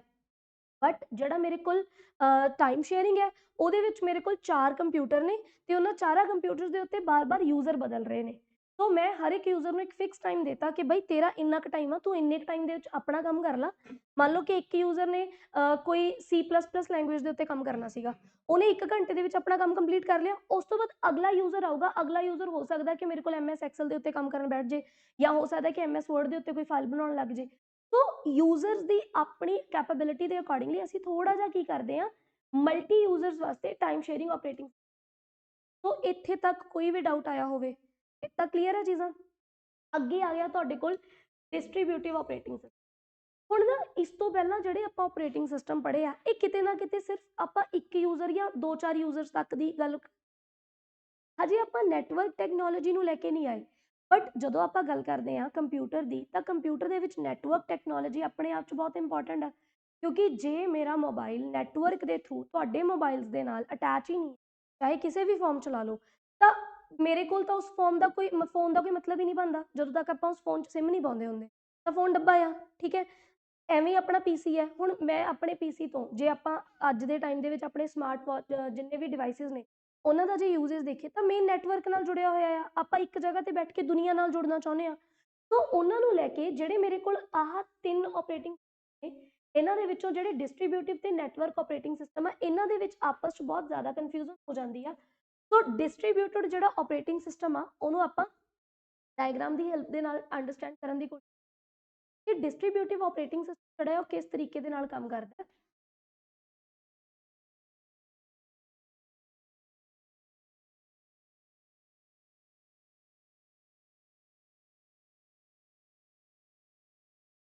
ਸੋ ਡਿਸਟ੍ਰੀਬਿਊਟਿਵ ਆਪਰੇਟਿੰਗ ਸਿਸਟਮ ਦੇ ਵਿੱਚ ਮੈਂ ਕੀ ਕਰੂੰਗੀ, ਮੇਰੇ ਕੋਲ ਹਰ ਇੱਕ ਸਿਸਟਮ ਦਾ ਆਪਣਾ CPU ਹੋਊਗਾ, ਆਪਣੀ ਮੈਮਰੀ ਹੋਊ। ਮੰਨ ਲਓ ਇਸ ਕਮਰੇ ਦੇ ਵਿੱਚ ਮੈਂ 4 ਕੰਪਿਊਟਰ ਰੱਖ ਦੇਵਾਂ, ਹਰ ਇੱਕ ਕੰਪਿਊਟਰ ਦਾ ਆਪਣਾ CPU ਆ, ਆਪਣੀ ਮੈਮਰੀ ਆ, ਪਰ ਉਹ 4 ਦੇ 4 ਯੂਜ਼ਰਸ ਜਿਹੜੇ ਨੇ ਉਹ ਕੰਮ ਇੱਕ ਤਰ੍ਹਾਂ ਦਾ ਕਰ ਰਹੇ ਨੇ, ਤਾਂ ਮੈਂ ਇਹ ਚਾਹੁੰਦੀ ਹਾਂ ਕਿ ਉਹਨਾਂ ਦੇ ਵਿੱਚ ਆਪਸ ਦੇ ਵਿੱਚ ਕਨੈਕਸ਼ਨ ਵੀ ਹੋਵੇ। ਤਾਂ ਅਸੀਂ ਕੀ ਕਰਦੇ ਹਾਂ ਨੈਟਵਰਕ ਦੇ ਥਰੂ, ਇੱਕ ਕਮਿਊਨੀਕੇਸ਼ਨ ਨੈਟਵਰਕ ਦੇ ਥਰੂ ਬੇਸਿਕਲੀ ਇਹਨਾਂ ਚਾਰਾਂ ਨੂੰ ਆਪਸ ਦੇ ਲਿੰਕ ਕਰਨ ਦੀ ਕੋਸ਼ਿਸ਼ ਕਰਾਂਗੇ। ਤੇ ਉਸ ਲਿੰਕ ਦੇ ਨਾਲ ਕੀ ਹੋਊਗਾ, ਮੰਨ ਲਓ ਕੋਈ ਐਪਲੀਕੇਸ਼ਨ ਮੇਰੇ ਯੂਜ਼ਰ 1 ਕੋਲ ਹੈ ਨਹੀਂ ਸੀ, ਇਹਦੇ ਕੰਪਿਊਟਰ ਦੇ ਵਿੱਚ ਮੰਨ ਲਓ ਕੋਈ ਇੱਕ ਐਪਲੀਕੇਸ਼ਨ ਹੈ ਔਰ ਉਹ ਐਪਲੀਕੇਸ਼ਨ ਮੇਰੇ ਇਸ ਯੂਜ਼ਰ ਕੋਲ ਪਈ ਸੀ। तो मैं की कर सकती हाँ मेरे इस नैटवर्क के अकॉर्डिंगली वो एप्लीकेशन ਨਾਲ शेयर कर सकती। ਹੁਣ ਇਹਦੇ 2-3 ਫਾਇਦੇ ਨੇ। ਪਹਿਲੀ ਗੱਲ, ਹਰ ਇੱਕ ਕੰਪਿਊਟਰ ਦੇ ਵਿੱਚ ਹਰ ਤਰ੍ਹਾਂ ਦਾ ਪ੍ਰੋਗਰਾਮ, ਹਰ ਇੱਕ ਕੰਪਿਊਟਰ ਦੇ ਵਿੱਚ ਹਰ ਤਰ੍ਹਾਂ ਦੀ ਐਪਲੀਕੇਸ਼ਨ ਇੰਸਟਾਲ ਕਰਨ ਦੀ ਜ਼ਰੂਰਤ ਨਹੀਂ, ਕਿਉਂਕਿ ਉਹ 4 ਬੈਠੇ ਯੂਜ਼ਰਸ ਇੱਕ ਦੂਜੇ ਤੋਂ ਭਾਵੇਂ ਦੂਰ ਬੈਠੇ ਨੇ ਬਟ ਇੱਕ ਦੂਸਰੇ ਦੇ ਨਾਲ ਸ਼ੇਅਰਿੰਗ ਕਰ ਸਕਦੇ। ਪਹਿਲੀ ਚੀਜ਼ ਇਹ ਆ ਗਈ। ਦੂਸਰਾ ਬੈਨੀਫਿਟ ਕੀ ਹੋਊਗਾ ਕਿ ਬਈ ਹੁਣ ਅਗਰ ਮੇਰੇ ਕੋਲ CPU ਅਲੱਗ ਨੇ, ਮੈਮਰੀ ਅਲੱਗ ਆ, ਤਾਂ ਮੈਂ ਚਾਹੁੰਦੀ ਹਾਂ ਮੰਨ ਲਓ ਕਿ ਮੈਂ ਇੱਕ ਕਿਤਾਬ ਦੇ ਉੱਤੇ ਕੰਮ ਕਰਨਾ ਚਾਹੁੰਦੀ ਹਾਂ। ਹੁਣ ਮੈਂ ਉਸ ਕਿਤਾਬ ਦੇ 200 ਪੇਜ ਕਰਵਾਉਣਾ ਚਾਹੁੰਦੀ ਹਾਂ ਤੇ ਮੈਂ ਕੀ ਕੀਤਾ, ਉਹਨਾਂ 4 ਯੂਜ਼ਰਸ ਨੂੰ 50-50 ਪੇਜ ਦੇਤੇ। ਐਟ ਦੀ ਐਂਡ ਉਹਨਾਂ ਨੇ ਕੰਬਾਈਨ ਕਰਕੇ ਇੱਕ ਬੁੱਕ ਦਾ ਕੰਮ ਕਰਨਾ ਨਾ। ਅਗਰ ਉਹਨਾਂ ਕੋਲ ਕੋਈ ਕੰਬਾਈਨ ਕਰਨ ਦਾ ਸਿਸਟਮ ਹੀ ਨਹੀਂ ਹੋਊਗਾ ਤਾਂ ਉਹ ਬੇਸਿਕਲੀ ਅਗਰ ਪਹਿਲੇ ਨੇ ਪਹਿਲੇ 50 ਪੇਜਿਸ ਦਾ ਕੰਮ ਕਰ ਲਿਆ, ਅਗਲੇ ਨੇ 51 ਤੋਂ ਲੈ ਕੇ 100 ਤੱਕ ਦਾ ਕੰਮ ਕਰ ਲਿਆ, ਅਗਰ ਉਹ ਕੰਬਾਈਨ ਹੀ ਨਹੀਂ ਕਰ ਸਕੇ ਤਾਂ ਫਿਰ ਪ੍ਰੋਬਲਮ ਆ। ਤਾਂ ਬੇਸਿਕਲੀ ਕੀ ਹੋਊਗਾ ਕਿ ਮੈਂ ਚਾਹੁੰਦੀ ਹਾਂ ਕਿ ਮੇਰੇ ਕੋਲ ਇੱਕ ਬਹੁਤ ਵੱਡਾ ਜਿਹੜਾ ਪ੍ਰੋਗਰਾਮ ਹੈ ਉਹ ਤਿਆਰ ਹੋ ਜਾਵੇ, ਤਾਂ ਮੈਂ ਉਹਨੂੰ ਛੋਟੇ-ਛੋਟੇ ਪਾਰਟਸ ਦੇ ਵਿੱਚ ਡਿਵਾਈਡ ਕਰਕੇ ਆਪਣੇ ਯੂਜ਼ਰਸ 'ਚ ਵੰਡਤਾ। ਕਿਉਂਕਿ ਇਹਨਾਂ ਦਾ ਆਪਣਾ ਸਿਸਟਮ ਸੀ ਤਾਂ ਇਹਨਾਂ ਦੀ ਆਪਣੀ ਸਟੋਰੇਜ ਦੇ ਵਿੱਚ ਵੀ ਉਹ ਸਾਰਾ ਕੁਝ ਸੇਵ ਹੋ ਗਿਆ। ਐਟ ਦੀ ਐਂਡ ਉਹ ਇੱਕ ਦੂਸਰੇ ਦੇ ਨਾਲ ਜਿਹੜਾ ਆ ਕੀ ਕਰ ਸਕਦੇ ਆ, ਸ਼ੇਅਰ ਕਰ ਸਕਦੇ ਆ। ਸੋ ਇਹਦੇ ਨਾਲ ਕੀ ਹੋਊਗਾ, ਮੇਰੇ ਕੋਲ ਓਵਰਆਲ ਇੱਕ ਪੂਰਾ ਦਾ ਪੂਰਾ ਜਿਹੜਾ ਪ੍ਰੋਗਰਾਮ ਹੈ ਉਹ ਕੰਪਲੀਟ ਹੋ ਜਾਊਗਾ। ਸੋ ਡਿਸਟ੍ਰੀਬਿਊਟਿਵ ਆਪਰੇਟਿੰਗ ਸਿਸਟਮ ਜਿਹੜਾ ਆ ਉਹ ਨੈਟਵਰਕ ਦੀ ਹੈਲਪ ਦੇ ਨਾਲ ਇੱਕ ਤੋਂ ਜ਼ਿਆਦਾ ਡਿਵਾਈਸਿਸ ਜਿਹੜੇ ਲੋਕਲੀ ਪਏ ਹੁੰਦੇ ਨੇ ਉਹਨਾਂ ਨੂੰ ਆਪਸ ਦੇ ਵਿੱਚ ਇੱਕ ਕਨੈਕਸ਼ਨ ਇਸਟੈਬਲਿਸ਼ ਕਰਨ ਦਾ ਕੰਮ ਕਰਦਾ, ਜਿਹਦੇ ਨਾਲ ਕੀ ਹੁੰਦਾ ਕਿ ਬਾਈ ਚਾਂਸ ਅਗਰ ਇੱਕ ਸਿਸਟਮ ਦੇ ਵਿੱਚ ਕੋਈ ਐਪਲੀਕੇਸ਼ਨ ਕੋਈ ਪ੍ਰੋਗਰਾਮ ਨਹੀਂ ਹੈ ਤਾਂ ਉਹਨੂੰ ਮੈਂ ਦੂਸਰੇ ਬੰਦੇ ਦੇ ਨਾਲ ਉਤੋਂ ਲੈ ਕੇ ਉਹਦੇ ਨਾਲ ਸ਼ੇਅਰਿੰਗ ਕਰ ਸਕਦੀ। ਸੋ ਡਿਸਟ੍ਰੀਬਿਊਟਿਵ ਸਮਝ ਆ ਗਿਆ। ਹੁਣ ਜਦੋਂ ਅਸੀਂ ਅਗਲਾ ਸਿਸਟਮ ਸਮਝਾਂਗੇ ਨਾ, ਜਿਹਨੂੰ ਅਸੀਂ ਕਹਿੰਦੇ ਆ ਸਾਡਾ ਨੈਟਵਰਕ ਸਿਸਟਮ। ਸੋ ਨੈਟਵਰਕ ਆਪਰੇਟਿੰਗ ਸਿਸਟਮ ਨੂੰ ਹੁਣ ਜਦੋਂ ਡਿਸਕਸ ਕਰਾਂਗੇ ਨਾ, ਫਿਰ ਥੋੜੀ ਜਿਹੀ ਕਨਫਿਊਜ਼ਨ ਕ੍ਰੀਏਟ ਅਗੇਨ ਹੋਊਗੀ। ਨੈਟਵਰਕ ਆਪਰੇਟਿੰਗ ਸਿਸਟਮ ਜਿਹੜਾ ਆ ਇਹਦੇ ਵਿੱਚ ਵੀ ਸੇਮ ਡਿਸਟ੍ਰੀਬਿਊਟਿਵ ਦੀ ਤਰ੍ਹਾਂ ਹੀ ਕੰਮ ਹੁੰਦਾ ਕਿ ਮੇਰੇ ਕੋਲ ਬੇਸਿਕਲੀ ਕੀ ਆ ਕਿ ਅਲੱਗ-ਅਲੱਗ ਏਜੰਟ ਨੇ ਔਰ ਮੈਂ ਕੀ ਕੀਤਾ, ਕੋਈ ਸਰਵਰ ਜਿਹੜਾ ਆ ਉਹ ਰੱਖਤਾ। ਹੁਣ ਇਹਦੇ 'ਚ ਮੇਨ ਪ੍ਰੋਬਲਮ ਕੀ ਆ, ਮੈਂ ਕੀ ਚਾਹੁੰਦੀ ਆ ਕਿ ਬਈ ਮੇਰਾ ਨਾ ਇਹਨਾਂ ਸਾਰਿਆਂ ਵੱਲੋਂ ਜਿਹੜਾ ਕੀਤਾ ਹੋਇਆ ਕੰਮ ਹੈ ਉਹ ਸਟੋਰ ਇੱਕ ਜਗ੍ਹਾ ਦੇ ਉੱਤੇ ਹੋ ਜਾਵੇ, ਸਟੋਰ ਨਾ ਅਲੱਗ-ਅਲੱਗ ਹੋਵੇ। ਤਾਂ ਮੈਂ ਕੀ ਕਰੂੰਗੀ, ਮੈਂ ਨੈਟਵਰਕ ਆਪਰੇਟਿੰਗ ਸਿਸਟਮ ਯੂਜ਼ ਕਰੂੰਗੀ ਜਿਹੜਾ ਕਿ ਡਿਸਟ੍ਰੀਬਿਊਟਿਵ ਆਪਰੇਟਿੰਗ ਸਿਸਟਮ ਤੋਂ ਥੋੜਾ ਜਿਹਾ ਘੱਟ ਸਿਕਿਉਰ ਆ। ਘੱਟ ਸਿਕਿਉਰ ਕਿਉਂ ਆ? ਇਹ ਏਜੰਟ ਜੋ ਮਰਜ਼ੀ ਕੰਮ ਕਰ ਰਿਹਾ, ਆ ਏਜੰਟ ਜੋ ਮਰਜ਼ੀ ਕੰਮ ਕਰ ਰਿਹਾ, ਐਟ ਦੀ ਐਂਡ ਸਟੋਰ ਇੱਕ ਜਗ੍ਹਾ ਦੇ ਉੱਤੇ। ਤਾਂ ਇਹਦਾ ਮਤਲਬ ਇਹਦਾ ਕੰਮ ਜਿਹੜਾ ਆ ਉਹ ਸਾਰਿਆਂ ਜਾਣਿਆਂ ਚੋਂ ਕੋਈ ਵੀ ਇੱਕ ਬੰਦਾ ਚੋਰੀ ਕਰ ਸਕਦਾ ਹੈ, ਠੀਕ ਹੈ। ਪਰ ਫਾਇਦਾ ਕੀ ਹੈ ਕਿ ਅਗਰ ਅਸੀਂ ਇੱਕ ਇਹੋ ਜਿਹੇ ਸਿਸਟਮ ਦੇ ਵਿੱਚ ਨੈਟਵਰਕ ਆਪਰੇਟਿੰਗ ਸਿਸਟਮ ਨੂੰ ਯੂਜ਼ ਕਰਦੇ ਹਾਂ ਜਿਹਦੇ ਵਿੱਚ ਯੂਜ਼ਰ ਇੱਕੋ ਤਰ੍ਹਾਂ ਦਾ ਕੰਮ ਕਰਦੇ ਨੇ, ਇੰਟੀਗ੍ਰਿਟੀ ਰੱਖਦੇ ਨੇ ਔਰ ਇੱਕ ਦੂਸਰੇ ਦਾ ਡੇਟਾ ਚੋਰੀ ਹੋਣ ਦਾ ਕੋਈ ਜ਼ਿਆਦਾ ਚਾਂਸ ਜਾਂ ਕੋਈ ਡਰ ਹੈ ਨਹੀਂ, ਤਾਂ ਉੱਥੇ ਅਸੀਂ ਨੈਟਵਰਕ ਆਪਰੇਟਿੰਗ। ਸੋ ਇਹਨਾਂ ਦਾ ਜਿਹੜਾ ਆਰਕੀਟੈਕਚਰ ਹੁੰਦਾ ਭਾਵੇਂ ਸਿਮਿਲਰ ਲੱਗਦਾ ਆ, ਬਟ ਡਿਸਟ੍ਰੀਬਿਊਟਿਵ ਹਮੇਸ਼ਾ ਜ਼ਿਆਦਾ ਸਿਕਿਉਰ ਹੁੰਦਾ ਆ, ਪਰ ਉਹਨੂੰ ਅਸੀਂ ਯੂਜ਼ ਲਿਮਿਟਡ ਟਾਈਮ ਤੱਕ ਹੀ ਕਰ ਸਕਦੇ। ਜਿਵੇਂ ਡਿਸਟ੍ਰੀਬਿਊਟਿਵ ਵਾਲੇ ਨਾਲ ਮੈਂ ਕੀ ਕਰ ਸਕਦੀ ਹਾਂ ਕਿ ਉਹਦੇ 'ਚ ਮੈਂ ਕੋਈ ਇੱਕ ਅੱਧਾ ਪ੍ਰਿੰਟਰ ਐਡ ਕਰਤਾ, 4 ਕੰਪਿਊਟਰ ਸੀ ਮੇਰੇ ਰੂਮ 'ਚ, ਮੈਂ ਇੱਕ ਹੀ ਪ੍ਰਿੰਟਰ ਅਟੈਚ ਕੀਤਾ ਉਹਨਾਂ ਦੇ ਨਾਲ। ਹੁਣ ਇੱਕ ਪ੍ਰਿੰਟਰ ਅਟੈਚ ਕਰਨ ਦਾ ਮੈਨੂੰ ਬੈਨੀਫਿਟ ਕੀ ਹੋਇਆ, ਇੱਕ ਤਾਂ ਮੇਰੀ ਕਾਸਟ ਘੱਟ ਗਈ, ਚਾਰਾਂ ਦੇ ਨਾਲ ਅਲੱਗ-ਅਲੱਗ ਮੈਨੂੰ ਪ੍ਰਿੰਟਰ ਨਹੀਂ ਲਾਉਣਾ। ਇੱਕ ਕੀ ਹੋਇਆ, ਬਈ ਜੇ ਕਿਸੇ ਇੱਕ ਨੇ ਕੋਈ ਉਹਦੇ ਤੇ ਆਊਟਪੁੱਟ ਦਿੱਤੀ ਹੋਈ ਆ, ਉਹਦੀ ਆਊਟਪੁੱਟ ਜਿੰਨੇ ਟਾਈਮ 'ਚ ਪ੍ਰਿੰਟ ਹੋ ਰਹੀ ਆ, ਇਹ ਥੋੜੀ ਨਾ ਕਿ ਬਾਕੀ 3 ਕੰਪਿਊਟਰਸ ਦੇ ਵਿੱਚੋਂ ਉਹਦੀ ਇਨਪੁੱਟ ਨੂੰ ਚੋਰੀ ਕਰ ਲੈਣਗੇ, ਨਹੀਂ ਹੁੰਦੀ ਇਹਦੇ ਵਿੱਚ ਇਹ। ਜਿਹੜੇ ਬੰਦੇ ਨੇ ਇਨਪੁੱਟ ਦਿੱਤੀ ਆ, ਪ੍ਰਿੰਟਰ ਨੇ ਉਹਦੀ ਇਨਪੁੱਟ ਤੇ ਹੀ ਆਊਟਪੁੱਟ ਦੇ ਦੇਣੀ ਆ। ਸੋ ਇਹਦੇ ਵਿੱਚ ਕੀ ਹੁੰਦਾ, ਡੇਟਾ ਜ਼ਿਆਦਾ ਇੱਧਰ ਤੋਂ ਉੱਧਰ ਹੋਣ ਦਾ ਖਤਰਾ ਨਹੀਂ ਹੁੰਦਾ। ਬਟ ਕਿਉਂਕਿ ਤੁਹਾਡਾ ਜਿਹੜਾ ਨੈਟਵਰਕ ਆਪਰੇਟਿੰਗ ਸਿਸਟਮ ਆ, ਇਹਦੇ ਵਿੱਚ ਸਭ ਤੋਂ ਵੱਡਾ ਕੀ ਆ, ਟਾਈਮ ਤਾਂ ਇਹਨੇ ਤੁਹਾਡਾ ਬਚਾਤਾ, ਠੀਕ ਹੈ, ਔਰ ਤੁਹਾਡੀ ਸਟੋਰੇਜ ਇੱਕ ਜਗ੍ਹਾ ਦੇ ਉੱਤੇ ਹੋਣ ਲੱਗ ਗਈ। ਸੋ ਇਹਦੇ ਵਿੱਚ ਸਭ ਤੋਂ ਵੱਡੀ ਗੱਲ ਆ ਕਿ ਸਾਡੇ ਕੋਲ ਜਿਹੜਾ ਸਟੋਰੇਜ ਹੁੰਦਾ, ਜਿਹੜਾ ਸਾਡਾ ਸਰਵਰ ਸੌਫਟਵੇਅਰ ਹੁੰਦਾ, ਇਹ ਇੱਕ ਮੇਨ ਏਜੰਟ ਹੈ। ਜੇ ਬਾਈ ਚਾਂਸ ਸਰਵਰ ਸੌਫਟਵੇਅਰ ਰੁਕ ਗਿਆ, ਠੀਕ ਹੈ, ਮੰਨ ਲਓ ਕਿ ਅਸੀਂ ਇੱਕ ਤਰ੍ਹਾਂ ਦਾ ਸੌਫਟਵੇਅਰ ਆਪਣੇ ਕੰਪਿਊਟਰ ਦੇ ਵਿੱਚ ਇੰਸਟਾਲ ਕੀਤਾ ਹੋਇਆ ਸੀ, ਜੇ ਸਰਵਰ ਸੌਫਟਵੇਅਰ ਦੇ ਵਿੱਚ ਕੋਈ ਪ੍ਰੋਬਲਮ ਆ ਗਈ, ਪਹਿਲੀ ਗੱਲ ਤਾਂ ਬਾਕੀ ਸਾਰੇ ਦੇ ਸਾਰੇ ਸਿਸਟਮ ਤੋਂ ਵੱਡਾ ਡਰਾਬੈਕ। ਦੂਸਰਾ ਡਰਾਬੈਕ ਕੀ ਹੈ ਕਿ ਬਈ ਜਦੋਂ ਡੇਟਾ ਇੱਕ ਜਗ੍ਹਾ ਦੇ ਉੱਤੇ ਆ ਰਿਹਾ ਆ ਐਟ ਦੀ ਐਂਡ, ਤਾਂ ਮੈਨੂੰ ਇਹ ਨਹੀਂ ਪਤਾ ਲੱਗੂਗਾ ਕਿ ਬਈ ਕਿਹੜਾ ਡੇਟਾ ਜਿਹੜਾ ਆ ਆਥੈਂਟਿਕ ਹੈ, ਕਿਹਦਾ ਡੇਟਾ ਆ। ਕਈ ਵਾਰ ਇਸ ਚੀਜ਼ ਦੇ ਉੱਤੇ ਪ੍ਰੋਬਲਮ ਆ। ਸੋ ਐਡਵਾਂਟੇजेस ਦੀ ਜੇ ਆਪਾਂ ਗੱਲ ਕਰੀਏ, ਸਟੇਬਲ ਸੈਂਟਰਲਾਈਜ਼ਡ ਸਰਵਰ, ਕਿਉਂਕਿ ਸਾਰਾ ਦਾ ਸਾਰਾ ਮੇਰੇ ਕੋਲ ਸਿਸਟਮ ਇੱਕ ਸਰਵਰ ਦੇ ਉੱਤੇ ਆ ਗਿਆ। ਡਿਸਟ੍ਰੀਬਿਊਟਿਵ ਦੇ ਵਿੱਚ ਕੀ ਸੀਗਾ, 4 ਏਜੰਟ ਸੀ, ਚਾਰੋਂ ਦੇ ਚਾਰਾਂ ਦੀ ਉਨੀ ਹੀ ਮਹੱਤਵਤਾ ਸੀ। ਜੇ ਕਿਸੇ ਇੱਕ ਦਾ ਸਿਸਟਮ ਖਤਮ ਹੋ ਗਿਆ, ਮੰਨ ਲਓ ਮੈਂ 200 ਪੇਜਾਂ ਦੀ ਕਿਤਾਬ 4 ਹਿੱਸਿਆਂ 'ਚ ਡਿਵਾਈਡ ਕੀਤੀ ਸੀ ਨਾ, ਜੇ ਕਿਸੇ ਇੱਕ ਦਾ ਸਿਸਟਮ ਕ੍ਰੈਸ਼ ਹੋ ਗਿਆ ਤੇ ਮੇਰੇ 50 ਬੰਦਿਆਂ ਦਾ ਨੁਕਸਾਨ ਹੋ ਜਾਣਾ। ਤਾਂ ਮੇਰੇ ਲਈ ਚਾਰੋਂ ਦੇ ਚਾਰੋਂ ਉਨੇ ਹੀ ਇੰਪੋਰਟੈਂਟ ਨੇ। ਤਾਂ ਉਹਦੇ 'ਚ ਕੀ ਹੈ ਕਿ ਅਗਰ ਇੱਕ ਦਾ ਸਿਸਟਮ ਖਰਾਬ ਹੋ ਗਿਆ, ਬਾਕੀ ਤਿੰਨੋਂ ਦਾ ਕੰਮ ਨਹੀਂ ਸਾਂਭ ਸਕਦੇ, ਕਿਉਂਕਿ ਜਿਹੜਾ ਕੰਮ ਉਹਨੇ ਕੀਤਾ ਸੀ ਉਹ ਉਹਨੂੰ ਹੀ ਪਤਾ ਸੀ। ਬਟ ਜਿਹੜਾ ਮੇਰੇ ਕੋਲ ਨੈਟਵਰਕ ਆਪਰੇਟਿੰਗ ਸਿਸਟਮ ਹੈ, ਇਹਦੇ ਵਿੱਚ ਕਿਉਂਕਿ ਮੇਰੇ ਕੋਲ ਇੱਕ ਸੈਂਟਰਲਾਈਜ਼, ਮੈਂ ਕੀ ਕੀਤਾ, ਇੱਕ ਪੰਜਵਾਂ ਬੰਦਾ ਜਿਹੜਾ ਹੈ ਉਹਨਾਂ ਦੇ ਵਿਚਾਲੇ ਰੱਖਤਾ, ਪੰਜਵਾਂ ਕੰਪਿਊਟਰ ਉਹਨਾਂ ਦੇ ਵਿਚਾਲੇ ਰੱਖਤਾ, ਜਿਹਦਾ ਮੇਨ ਕੰਮ ਸਿਰਫ ਇਹ ਆ ਕਿ ਜੋ ਵੀ ਚਾਰਾਂ ਸਿਸਟਮਸ ਦੇ ਵਿੱਚ ਕੰਮ ਚੱਲ ਰਿਹਾ, ਜੋ ਵੀ ਪ੍ਰੋਗਰਾਮਸ ਹੋ ਰਹੇ ਨੇ, ਉਹਨਾਂ ਨੂੰ ਆਪਣੇ ਕੋਲ ਜਾ ਕੇ ਸਟੋਰ ਕਰ ਲਾ। ਹੁਣ ਇਹਦੇ ਵਿੱਚ ਕੀ ਆ, ਕਿਉਂਕਿ ਸਾਰਾ ਦਾ ਸਾਰਾ ਡੇਟਾ ਜਿਹੜਾ ਆ ਉਹ 5th ਵਾਲੇ ਕੋਲ ਸਟੋਰ ਹੋ ਰਿਹਾ, ਤਾਂ ਬਾਈ ਚਾਂਸ ਜਿਹੜੇ ਮੇਰੇ ਬਾਕੀ ਏਜੰਟਸ ਨੇ ਉਹਨਾਂ ਵਿੱਚੋਂ ਵੱਲੋਂ ਕੋਈ ਖਰਾਬੀ ਹੁੰਦੀ, ਮੇਰਾ ਸਿਸਟਮ ਕ੍ਰੈਸ਼ ਨਹੀਂ। ਪਹਿਲੀ ਜਿਹੜਾ ਇਹਦਾ ਬੈਨੀਫਿਟ ਆ ਗਿਆ। ਦੂਸਰਾ ਸਾਡੇ ਕੋਲ ਜਿਹੜਾ ਮੇਨ ਹੁੰਦਾ ਆ ਕਿ ਸਿਕਿਉਰਿਟੀ ਕੰਸਰਨਸ ਜਿਹੜੇ ਹੁੰਦੇ ਨੇ ਉਹ ਥੋੜੀ ਜਿਹੀ ਇਹਦੇ ਵਿੱਚ ਵੱਧ ਹੁੰਦੇ ਨੇ। ਨਿਊ ਟੈਕਨੋਲੋਜੀਜ਼, ਹਾਰਡਵੇਅਰ ਜਿਹੜੇ ਹੁੰਦੇ ਅਪਗ੍ਰੇਡੇਸ਼ਨ ਦੇ ਨਾਲ ਉਹ ਆਪਾਂ ਇੰਟੀਗ੍ਰੇਟ ਕਰ ਸਕਦੇ। ਰੀਜ਼ਨ, ਬਈ ਮੇਰੇ ਕੋਲ ਇੱਕ ਸੈਂਟਰਲ ਸਿਸਟਮ ਹੈ, ਮੰਨ ਲਓ ਕਿ ਇਸ ਟਾਈਮ ਪੀਰੀਅਡ ਦੇ ਉੱਤੇ ਮੇਰੇ ਕੋਲ ਇੱਥੇ 6 ਕੰਪਿਊਟਰ ਜੁੜੇ ਹੋਏ ਨੇ, ਮੈਂ ਇੱਥੇ ਕੋਈ 7ਵਾਂ ਕੋਈ ਨਵਾਂ ਡਿਵਾਈਸ ਆਇਆ, ਮੈਂ ਅਟੈਚ ਕਰਨਾ ਚਾਹੁੰਦੀ ਹਾਂ, ਆਰਾਮ ਨਾਲ ਅਟੈਚ ਕਰ ਲੂੰਗੀ ਨਾ, ਕੋਈ ਪ੍ਰੋਬਲਮ ਨਹੀਂ ਆਊਗੀ। ਬਟ ਡਿਸਟ੍ਰੀਬਿਊਟਿਵ ਵਾਲੇ ਦੇ ਵਿੱਚ ਪ੍ਰੋਬਲਮ ਹੋ ਜਾਂਦੀ ਹੈ, ਕਿਉਂਕਿ ਡਿਸਟ੍ਰੀਬਿਊਸ਼ਨ ਦੇ ਵਿੱਚ ਕੀ ਆ, ਤੁਸੀਂ ਜਿੰਨੇ ਸਟੂਡੈਂਟ ਬੈਠੇ ਹੋ, ਮੈਂ ਇੰਨਿਆਂ ਦੇ ਵਿੱਚ ਕੋਈ ਕੰਮ ਵੰਡਦਾ, ਠੀਕ ਹੈ। ਹੁਣ ਜਦੋਂ ਕੰਮ ਵੰਡਤਾ ਉਸ ਤੋਂ ਬਾਅਦ ਕੋਈ 2 ਸਟੂਡੈਂਟ ਹੋਰ ਆ ਗਏ, ਪ੍ਰੋਬਲਮ ਹੋ ਗਈ, ਕਿਉਂਕਿ ਕੰਮ ਤਾਂ ਵਧਣ ਨਹੀਂ ਲੱਗਿਆ। ਮੈਨੂੰ ਉਹੀ ਕੰਮ ਦੁਬਾਰਾ ਫਿਰ ਤੁਹਾਡੇ ਤੋਂ ਵਾਪਸ ਲੈ ਕੇ ਹੁਣ ਉਹ 2 ਐਕਸਟਰਾ ਵਿੱਚ ਐਡ ਕਰਕੇ ਫਿਰ ਡਿਸਟ੍ਰੀਬਿਊਟ ਕਰਨਾ ਪਊਗਾ। ਸੋ ਡਿਸਟ੍ਰੀਬਿਊਟਿਵ ਦੇ ਵਿੱਚ ਕੀ ਹੁੰਦਾ ਕਿ ਜੇ ਤੁਸੀਂ ਕੋਈ ਨਵਾਂ ਡਿਵਾਈਸ ਨਾਲ ਲਾਉਣਾ ਚਾਹੁੰਦੇ ਹੋ ਜਾਂ ਉਹਦੇ ਵਿੱਚ ਕੋਈ ਪ੍ਰੋਬਲਮ ਆ ਗਈ ਤਾਂ ਉਹ ਡਿਫਿਕਲਟ ਹੁੰਦਾ ਆ ਉਹਨੂੰ ਇੰਪਲੀਮੈਂਟ ਕਰਨਾ ਵੀ। ਡਿਸਟ੍ਰੀਬਿਊਟਿਵ ਆਪਰੇਟਿੰਗ ਸਿਸਟਮ ਇੰਪਲੀਮੈਂਟ ਕਰਨਾ ਨੈਟਵਰਕ ਆਪਰੇਟਿੰਗ ਸਿਸਟਮ ਤੋਂ ਕੰਪੈरेटिवली ਡਿਫਿਕਲਟ ਹੁੰਦਾ। ਪਹਿਲੀ ਤਾਂ ਡਰਾਬੈਕ ਆ ਗਈ ਸਾਡੇ ਡਿਸਟ੍ਰੀਬਿਊਟਿਵ ਦੀ ਇਹ, ਜਿਹਦੇ ਕਰਕੇ ਨੈਟਵਰਕ ਆਪਰੇਟਿੰਗ ਸਿਸਟਮ ਆਪਣੇ ਆਪ ਦੇ ਵਿੱਚ ਪਾਸ ਹੋ ਜਾਂਦਾ। ਦੂਸਰੀ ਗੱਲ ਕੀ ਹੈ ਕਿ ਡਿਸਟ੍ਰੀਬਿਊਟਿਵ ਦੇ ਵਿੱਚ ਜੇ ਮੰਨ ਲਓ ਤੁਸੀਂ ਉਹਨਾਂ 4 ਯੂਜ਼ਰ ਦੇ ਵਿੱਚੋਂ ਕਿਸੇ ਇੱਕ ਨੂੰ ਹਟਾਉਣਾ ਚਾਹੁੰਦੇ ਹੋ ਜਾਂ ਤੁਸੀਂ ਉਹਦੇ ਵਿੱਚ ਕੋਈ ਪੰਜਵਾਂ ਐਡ ਆਨ ਕਰਨਾ ਚਾਹੁੰਦੇ ਹੋ, ਐਡ ਆਨ ਕਰਨਾ ਵੀ ਔਖਾ ਆ ਤੇ ਉਹਦੇ ਚੋਂ ਕੱਢਣਾ ਵੀ ਔਖਾ। ਜਿਹੜਾ ਸਾਡੇ ਕੋਲ ਨੈਟਵਰਕ ਆਪਰੇਟਿੰਗ ਸਿਸਟਮ ਹੁੰਦਾ ਇਹਦੇ ਵਿੱਚ ਤੁਸੀਂ ਕੋਈ ਵੀ ਨਵਾਂ ਡਿਵਾਈਸ ਅਟੈਚ ਕਰਨਾ ਚਾਹੁੰਦੇ ਹੋ ਆਰਾਮ ਨਾਲ ਅਟੈਚ ਕਰ ਦੋਗੇ, ਕਿਸੇ ਨੂੰ ਕੱਢਣਾ ਚਾਹੁੰਦੇ ਹੋ ਆਰਾਮ ਨਾਲ ਕੱਢ ਦੋਗੇ। ਸੋ ਇਹਦੇ ਵਿੱਚ ਕੀ ਹੁੰਦਾ ਆ ਸਾਡੇ ਕੋਲ ਨਵੇਂ ਡਿਵਾਈਸਿਸ ਦੀ ਜਿਹੜੀ ਇਨਵੋਲਵਮੈਂਟ ਆ ਜਾਂ ਉਹਨਾਂ ਨੂੰ ਕੱਢਣਾ ਆ ਉਹ ਕੰਪੈरेटिवली ਕਾਫੀ ਈਜ਼ੀ ਹੋ ਜਾਂਦਾ। ਸਰਵਰ ਐਕਸੈਸ ਜਿਹੜਾ ਆ ਉਹ ਰਿਮੋਟਲੀ ਪੋਸੀਬਲ ਆ ਡਿਫਰੈਂਟ ਲੋਕੇਸ਼ਨ ਉੱਤੇ। ਜਿਵੇਂ ਮੈਂ ਤੁਹਾਨੂੰ ਦੱਸਿਆ ਸੀਗਾ ਕਿ ਜਿਹੜਾ ਡਿਸਟ੍ਰੀਬਿਊਟਿਵ ਹੁੰਦਾ ਉਹ ਲੋਕਲੀ ਯੂਜ਼ ਹੋ ਜਾਂਦਾ ਆ। ਅਗਰ ਮੇਰੇ ਕੋਲ ਇੱਕ ਲਿਮਿਟਡ ਏਰੀਆ ਦੇ ਵਿੱਚ ਜਿਹੜੇ ਕੰਪਿਊਟਰ ਜਾਂ ਜਿਹੜੇ ਡਿਵਾਈਸਿਸ ਪਏ ਉਹਨਾਂ ਨੂੰ ਮੈਂ ਸ਼ੇਅਰ ਕਰਨਾ ਚਾਹੁੰਦੀ ਹਾਂ, ਮੈਂ ਕਰ ਸਕਦੀ। ਬਟ ਨੈਟਵਰਕ ਦੇ ਵਿੱਚ ਕੀ ਆ ਤੁਹਾਡੀ ਰੇਂਜ ਵੱਧ ਗਈ, ਤੁਸੀਂ ਇੱਥੇ ਬੈਠੇ ਹੋ, ਤੁਸੀਂ ਕਿਸੇ ਨੂੰ ਜਿਹੜਾ ਆ ਕਾਫੀ ਦੂਰ ਬੈਠੇ ਬੰਦੇ ਦੇ ਨਾਲ ਵੀ ਇੱਕ ਲਿੰਕ ਅਪ ਬਣਾਉਣਾ ਚਾਹੁੰਦੇ ਹੋ ਤੁਸੀਂ ਬਣਾ ਸਕਦੇ ਹੋ। ਠੀਕ ਹੈ।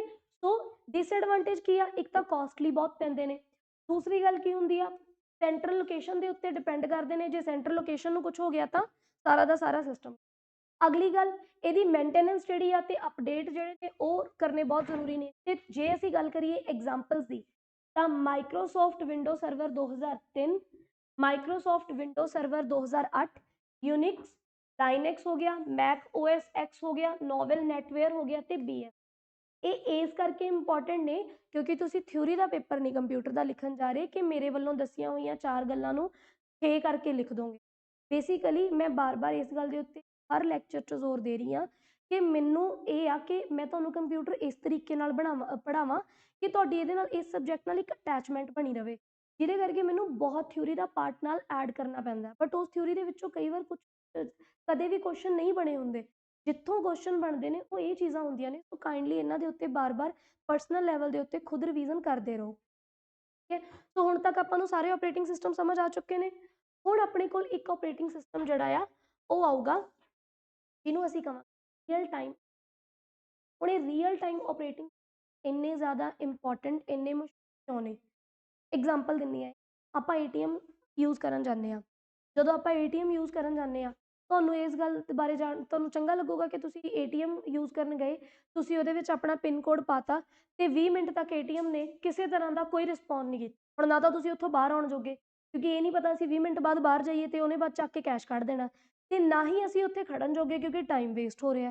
ਸੋ ਕਈ ਸਾਡੇ ਡਿਵਾਈਸ ਇੱਦਾਂ ਦੇ ਨੇ ਜਿਨ੍ਹਾਂ ਦੇ ਵਿੱਚ ਸਾਨੂੰ ਆਪਰੇਟਿੰਗ ਸਿਸਟਮ ਇਸ ਤਰ੍ਹਾਂ ਦਾ ਚਾਹੀਦਾ ਹੈ ਜਿਹੜਾ ਨਾਲ ਦੀ ਨਾਲ ਰਿਸਪੌਂਡ ਕਰਦੇ।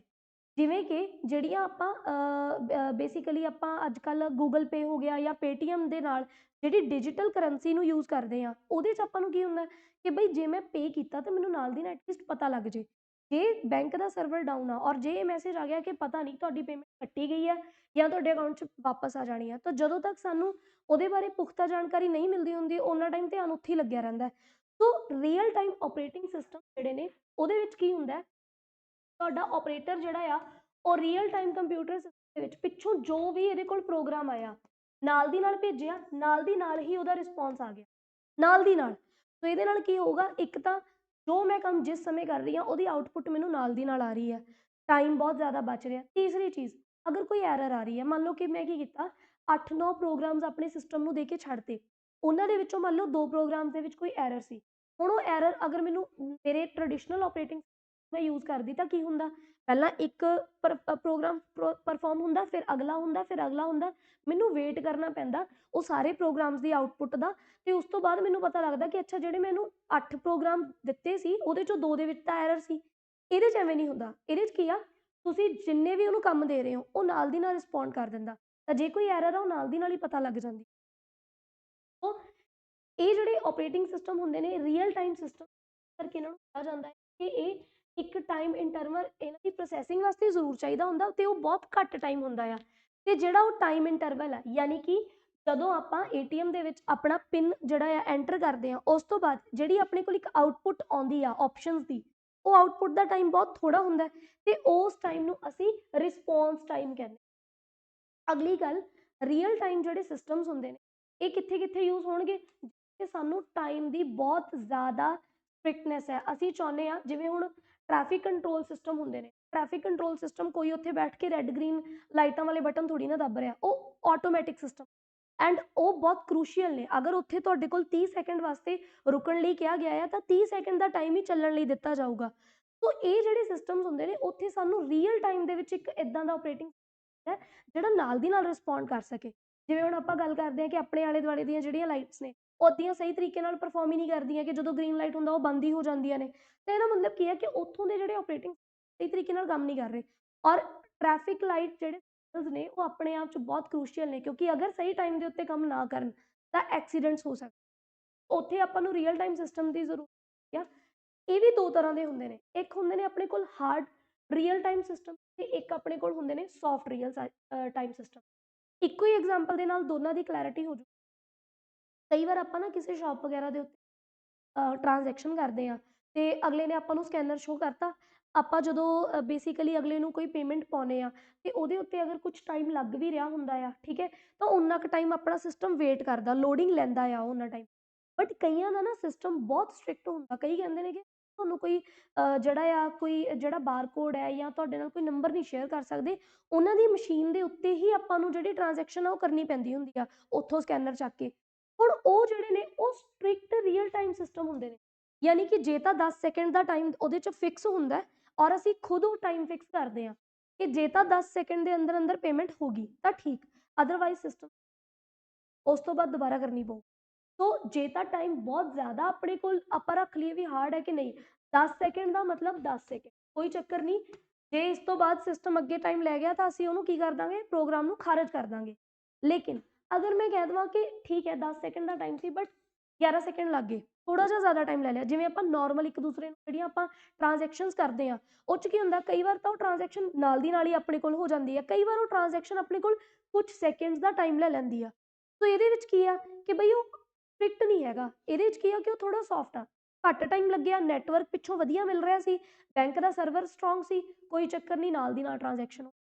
ਅਗਰ ਸਰਵਰ ਵੀਕ ਹੈ ਜਾਂ ਨੈਟਵਰਕ ਦਾ ਕੋਈ ਇਸ਼ੂ ਆ ਗਿਆ ਤਾਂ ਉਹ ਲੋਡਿੰਗ ਦੇ ਉੱਤੇ ਟਾਈਮ ਲੈ ਲੂਗਾ। ਸੋ ਇਹ ਦੋ ਤਰੀਕੇ ਦਾ ਹੁੰਦਾ, ਸੌਫਟ ਰੀਅਲ ਟਾਈਮ ਤੇ ਹਾਰਡ ਰੀਅਲ ਟਾਈਮ।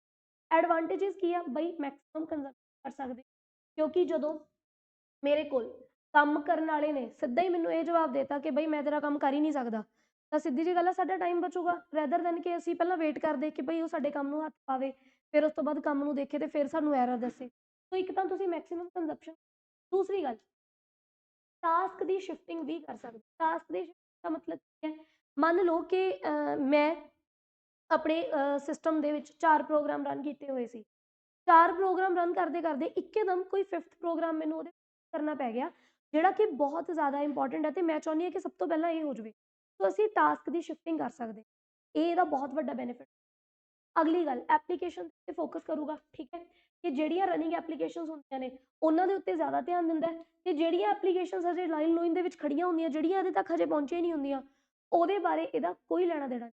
ਜਿਵੇਂ ਆਪਾਂ ਮਲਟੀ ਪ੍ਰੋਗਰਾਮਿੰਗ ਦੇ ਵਿੱਚ ਦੇਖਿਆ ਸੀ ਕਿ ਜਿਹੜੀਆਂ ਐਪਲੀਕੇਸ਼ਨਸ, ਜਿਹੜੇ ਪ੍ਰੋਗਰਾਮ ਹਜੇ ਰਨ ਨਹੀਂ ਹੁੰਦੇ, ਉਹਨਾਂ ਨੂੰ ਵੀ ਰੈਮ ਸਟੋਰ ਕਰਦੀ ਆ, ਉਹਨਾਂ ਉੱਤੇ ਰੈਮ ਧਿਆਨ ਦਿੰਦੀ ਆ ਕਿ ਬਈ ਮੈਂ ਇਸ ਤੋਂ ਬਾਅਦ ਅਗਲਾ ਭੇਜਣਾ ਹੈ। ਤਾਂ ਜਿਹੜੇ ਹਜੇ ਐਗਜ਼ੀਕਿਊਟ ਨਹੀਂ ਹੋ ਰਹੇ ਉਹਨਾਂ ਦੇ ਉੱਤੇ ਵੀ ਧਿਆਨ ਦਿੱਤਾ ਜਾ ਰਿਹਾ। ਇਹਦੇ 'ਚ ਐਵੇਂ ਨਹੀਂ ਹੁੰਦਾ, ਜਿਹੜਾ ਕੰਮ ਚੱਲ ਰਿਹਾ, ਜਿਹੜੀ ਕਲਾਸ ਚੱਲ ਰਹੀ ਹੈ, ਜੋ ਸਬਜੈਕਟ ਤੁਸੀਂ ਕਰ ਰਹੇ ਹੋ, ਅਗਰ ਤੁਸੀਂ ਇੱਕ ਟਾਈਮ ਦੇ ਉੱਤੇ ਸਿਰਫ ਉਹਨੂੰ ਫੋਕਸ ਕਰ ਰਹੇ ਹੋ ਦੈਨ ਇਹਦਾ ਮਤਲਬ ਕਿ ਤੁਸੀਂ ਆਪਣੇ ਫੋਕਸ ਔਨ ਐਪਲੀਕੇਸ਼ਨ ਦਾ ਕੰਮ ਰੀਅਲ ਟਾਈਮ ਆਪਰੇਟਿੰਗ ਸਿਸਟਮ ਵਰਗੇ ਕਰ। ਅਗਰ ਤੁਸੀਂ ਕੰਪਿਊਟਰ ਦੀ ਕਲਾਸ ਦੇ ਵਿੱਚ ਬੈਠ ਕੇ ਹਿਸਟਰੀ ਬਾਰੇ ਸੋਚ ਰਹੇ ਹੋ, ਇਹਦਾ ਮਤਲਬ ਕੀ ਹੈ ਕਿ ਤੁਹਾਨੂੰ ਅਗਲੇ ਲੈਕਚਰ ਬਾਰੇ ਜਾਂ ਕਿਸੇ ਆਪਣੀ ਤਿਆਰੀ ਨੂੰ ਲੈ ਕੇ ਕਿਸੇ ਅਗਲੇ ਸਬਜੈਕਟ ਬਾਰੇ ਟੈਨਸ਼ਨ, ਤਾਂ ਫਿਰ ਤੁਸੀਂ ਮਲਟੀ ਪ੍ਰੋਗਰਾਮਿੰਗ ਆਪਰੇਟਿੰਗ, ਠੀਕ ਹੈ।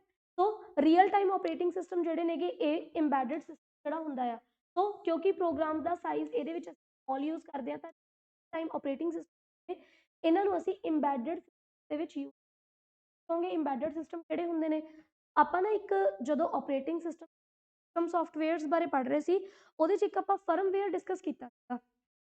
ਹੁਣ ਉਹ ਫਰਮਵੇਅਰ ਕਿਹੜਾ ਕੀ ਹੁੰਦਾ ਆ, ਮੈਨੂੰ ਕਦੇ ਵੀ ਮੇਰੇ ਫ਼ੋਨ ਨੂੰ ਯਾਦ ਨਹੀਂ ਕਰਾਉਣਾ ਪੈਂਦਾ ਕਿ ਬਈ ਤੂੰ ਅਪਡੇਟ ਹੋ ਜਾ, ਮੇਰਾ ਫ਼ੋਨ ਆਪਣੇ ਆਪ ਅਪਡੇਟ, ਫਿਰ ਉਹਦੇ ਵਿੱਚ ਜਿਹੜੀਆਂ ਪਈਆਂ ਹੋਈਆਂ ਐਪਲੀਕੇਸ਼ਨ ਆਪਣੇ ਆਪ ਅਪਡੇਟ ਹੋ।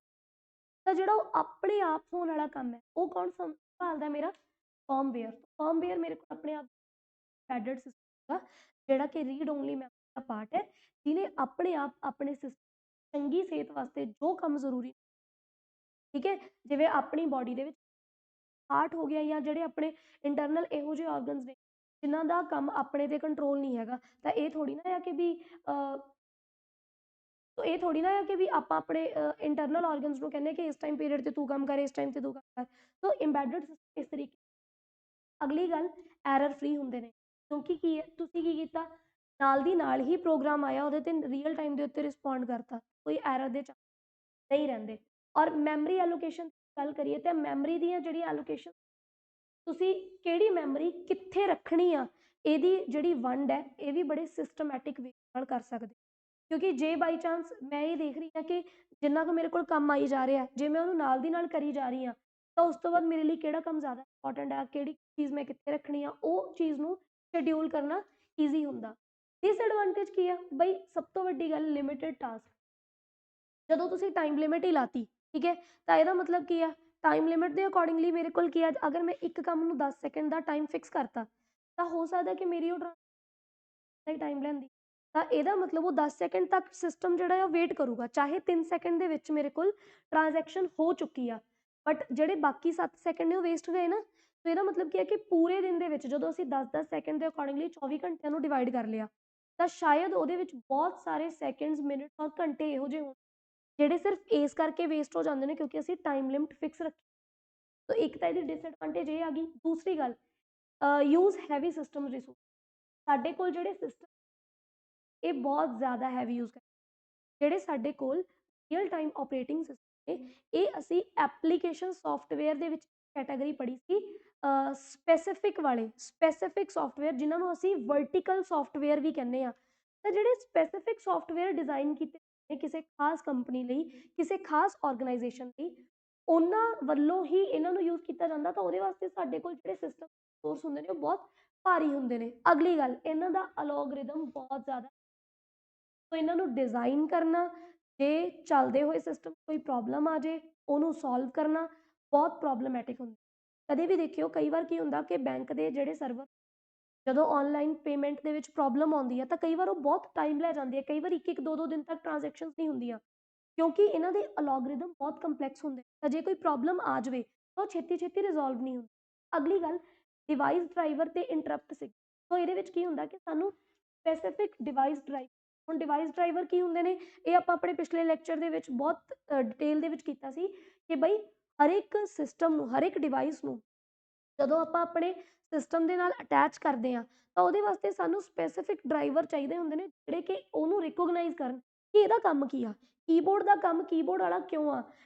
ਜਿਹੜਾ ਬੇਸਿਕਲੀ ਤੁਸੀਂ ਇੱਕ ਚੀਜ਼ ਦੇਖੋ, ਕੀਬੋਰਡ ਹੋ ਗਿਆ, ਮਾਊਸ ਹੋ ਗਿਆ, ਉਹਨਾਂ ਦੇ ਜਿਹੜੇ ਪੋਰਟਸ ਹੁੰਦੇ ਨੇ, ਪੋਰਟਸ ਸੇਮ ਹੁੰਦੇ ਨੇ, ਠੀਕ ਹੈ।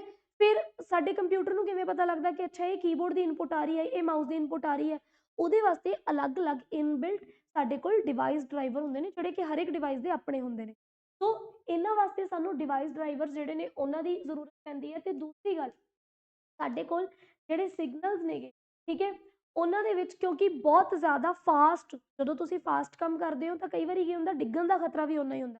ਤਾਂ ਕਿਉਂਕਿ ਫਾਸਟ ਕੰਮ ਕਰਦੇ ਹੋ ਤਾਂ ਕਈ ਵਾਰ ਸਿਗਨਲਸ ਜਿਹੜਾ ਹੈ ਉਹਦੇ ਇੰਟਰਪਟ ਹੋਣ ਦੇ ਚਾਂਸਿਸ ਵੀ ਬਹੁਤ ਜ਼ਿਆਦਾ ਵੱਧ ਜਾਂਦੇ। ਅਗਲੀ ਗੱਲ, ਸਾਡੇ ਕੋਲ ਥ੍ਰੈਡ ਪ੍ਰਾਇੋਰਟੀ। ਥ੍ਰੈਡ ਪ੍ਰਾਇੋਰਟੀ ਦਾ ਮਤਲਬ ਕੀ ਹੁੰਦਾ? ਕਹਿੰਦੇ ਜਦੋਂ ਤੁਸੀਂ ਥ੍ਰੈਡ ਪ੍ਰਾਇੋਰਟੀ ਨੂੰ ਸੈੱਟ ਕਰ ਦਿੰਦੇ ਤਾਂ ਇਹ ਸਿਸਟਮ ਨੂੰ ਘੱਟ ਪ੍ਰੋਨ ਕਰਦੇ ਨੇ ਸਵਿਚਿੰਗ ਟਾਸਕ ਵਾਸਤੇ। ਕਹਿਣ ਦਾ ਕੀ ਮਤਲਬ? ਬਈ ਹੁਣ ਜਦੋਂ ਤੁਸੀਂ ਆਪਣੇ ਸਿਸਟਮ ਨੂੰ ਇੱਕ ਟਾਈਮ ਬਾਉਂਡੇਸ਼ਨ ਦੇ ਚੁੱਕੇ, ਠੀਕ ਹੈ, ਹੁਣ ਉਹਦਾ ਸਾਰਾ ਕੰਮ ਸੈੱਟ ਹੈ, ਤਾਂ ਉਸ ਸਮੇਂ ਦੇ ਉੱਤੇ ਜੇ ਤੁਸੀਂ ਚਾਹੁੰਦੇ ਹੋ ਕਿ ਮੈਂ ਕੋਈ ਕੰਮ ਪ੍ਰਾਇੋਰਟੀ ਦੇ ਨਾਲ ਕਰ ਦੇਵਾਂ, ਨਹੀਂ ਕਰ ਸਕਦੇ ਕਿਉਂਕਿ ਟਾਈਮ ਬਾਉਂਡੇਸ਼ਨ ਹੈ, ਉਹਨੇ ਆਪਣਾ ਟਾਈਮ ਲੈ ਕੇ ਹੀ ਉਹਨਾਂ ਕੰਮ ਕਰਨਾ ਆ। ਸੋ ਇਹ ਇਹਨਾਂ ਦੀਆਂ ਕੁਝ ਡਿਸਐਡਵਾਂਟੇजेस। ਜੇ ਆਪਾਂ ਐਗਜ਼ਾਮਪਲਸ ਦੀ ਗੱਲ ਕਰੀਏ ਤਾਂ ਸਾਇੰਟੀਫਿਕ ਐਕਸਪੈਰੀਮੈਂਟ ਵਾਸਤੇ ਜਿਹੜੇ ਆਪਰੇਟਿੰਗ ਕੀਤੇ ਜਾਂਦੇ ਨੇ, medical imaging systems, industrial control system, weapon system, robot, air traffic control system, ਇਹਨਾਂ ਸਾਰਿਆਂ ਨੂੰ ਕੰਟਰੋਲ ਕਰਨ ਵਾਸਤੇ ਜਿਹੜੇ ਅਸੀਂ ਆਪਰੇਟਿੰਗ ਕਰਦੇ ਹਾਂ ਉਹ ਸਾਡੇ ਰੀਅਲ ਟਾਈਮ ਆਪਰੇਟਿੰਗ। ਸੋ ਇੱਥੇ ਤੱਕ ਅਸੀਂ ਆਪਰੇਟਿੰਗ ਸਿਸਟਮ ਸਾਰੇ ਦੀਆਂ ਸਾਰੀਆਂ ਟਾਈਪਸ ਜਿਹੜੀਆਂ ਨੇ ਉਹਨਾਂ ਨੂੰ ਡਿਸਕਸ ਕੀਤਾ, ਰਿਵਾਈਜ਼ ਕੀਤਾ, ਤੇ ਹੋਪਫੁਲੀ ਕਿ ਅੱਜ ਤੁਹਾਨੂੰ ਆਪਰੇਟਿੰਗ ਸਿਸਟਮ ਦੇ ਵਿੱਚ ਕਿਸੇ ਤਰ੍ਹਾਂ ਦਾ ਕੋਈ ਵੀ ਡਾਊਟ ਨਹੀਂ ਰਿਹਾ ਹੋਣਾ। ਹੁਣ ਜਿਹੜਾ ਮੇਨ ਕੰਮ ਆ ਜਿਹੜਾ ਤੁਹਾਡੀ ਸਾਈਡ ਤੋਂ ਰਹਿ ਗਿਆ, ਜੋ ਕਿ ਮੈਂ ਕੱਲ ਵੀ ਕਿਹਾ ਸੀ ਤੇ ਮੈਂ ਅੱਜ ਵੀ ਕਹਿ ਰਹੀ ਹਾਂ ਕਿ ਜਿਹੜਾ ਤੁਹਾਡੀ ਸਾਈਡ ਤੋਂ ਰਹਿ ਗਿਆ ਕਿ ਆਪਰੇਟਿੰਗ ਸਿਸਟਮ ਦੀਆਂ ਜਿਹੜੀਆਂ ਐਗਜ਼ਾਮਪਲਸ ਨੇ ਔਰ ਕਿਹੜੇ ਫੀਲਡ ਦੇ ਵਿੱਚ, ਜਿਵੇਂ ਕਿ ਰੀਅਲ ਟਾਈਮ ਆਪਰੇਟਿੰਗ ਜਿਹੜੀਆਂ ਬੈਂਕਸ ਨੇ ਉਹਨਾਂ ਦੇ ਵਿੱਚ ਕੀਤੇ ਜਾਂਦੇ, ਕੁਝ ਸਾਇੰਟਿਫਿਕ ਹੋ ਗਿਆ, ਮੈਡੀਕਲ ਫੀਲਡ। ਮੈਂ ਕੱਲ ਵੀ ਤੁਹਾਨੂੰ ਕਿਹਾ ਸੀਗਾ ਕਿ ਬਈ ਇੰਨਾ ਕੁ ਕੰਮ ਕਰ ਲਿਓ ਕਿ ਇਹਨਾਂ ਦੇ ਜਿਹੜੇ ਸੌਫਟਵੇਅਰ ਅੱਜ ਕੱਲ੍ਹ ਯੂਜ਼ ਕੀਤੇ ਜਾਂਦੇ ਨੇ, ਇਸ ਹਰ ਇੱਕ ਸਬਜੈਕਟ ਦੇ ਵਿੱਚ ਕਰੰਟ ਅਫੇਅਰ ਉਹਦਾ ਪਾਰਟ ਹੁੰਦੇ ਨੇ। ਤੇ ਜਦੋਂ ਆਪਾਂ ਗੱਲ ਕਰਦੇ ਹਾਂ ਕੰਪਿਊਟਰ ਦੀ, ਤਾਂ ਤੁਹਾਨੂੰ ਕੀ ਲੱਗਦਾ ਕਿ ਉਹ ਤੁਹਾਡੇ ਤੋਂ ਆ ਟ੍ਰੈਡੀਸ਼ਨਲ ਜਿਹੇ ਸਵਾਲ ਪੁੱਛਣਗੇ? ਉਹ ਪੁੱਛਣਗੇ ਅੱਜ ਦੇ ਟਾਈਮ ਦੇ ਵਿੱਚ ਕਿਹੜੇ ਆਪਰੇਟਿੰਗ ਸਿਸਟਮ ਜਿਹੜੇ ਨੇ ਉਹ ਅਲੱਗ-ਅਲੱਗ ਫੀਲਡ ਦੇ ਵਿੱਚ ਯੂਜ਼ ਕੀਤੇ ਜਾ ਰਹੇ ਨੇ।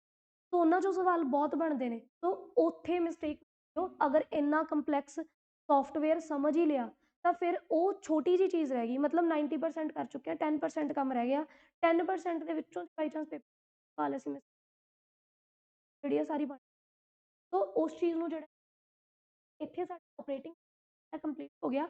ਨੈਕਸਟ ਕਲਾਸ ਦੇ ਵਿੱਚ ਜਿਹੜਾ ਆ ਉਹ ਅਸੀਂ ਮਾਲਵੇਅਰਸ ਜਿਹੜੇ ਨੇ ਉਹਨਾਂ ਨੂੰ ਡਿਸਕਸ ਕਰਾਂਗੇ, ਜੋ ਕਿ ਇੱਕ ਕਾਈਂਡ ਆਫ ਐਪਲੀਕੇਸ਼ਨ ਸੌਫਟਵੇਅਰ ਨੇ ਜਿਨ੍ਹਾਂ ਦੇ ਵਿੱਚ ਅਸੀਂ ਸਾਰੇ ਡਿਫਰੈਂਟ ਵਾਇਰਸ ਵਗੈਰਾ ਹੁੰਦੇ ਨੇ ਕਿਵੇਂ ਡਿਟੈਕਟ, ਉਹਦੇ ਬਾਰੇ ਸਾਰੀ ਜਾਣਕਾਰੀ ਦਾ।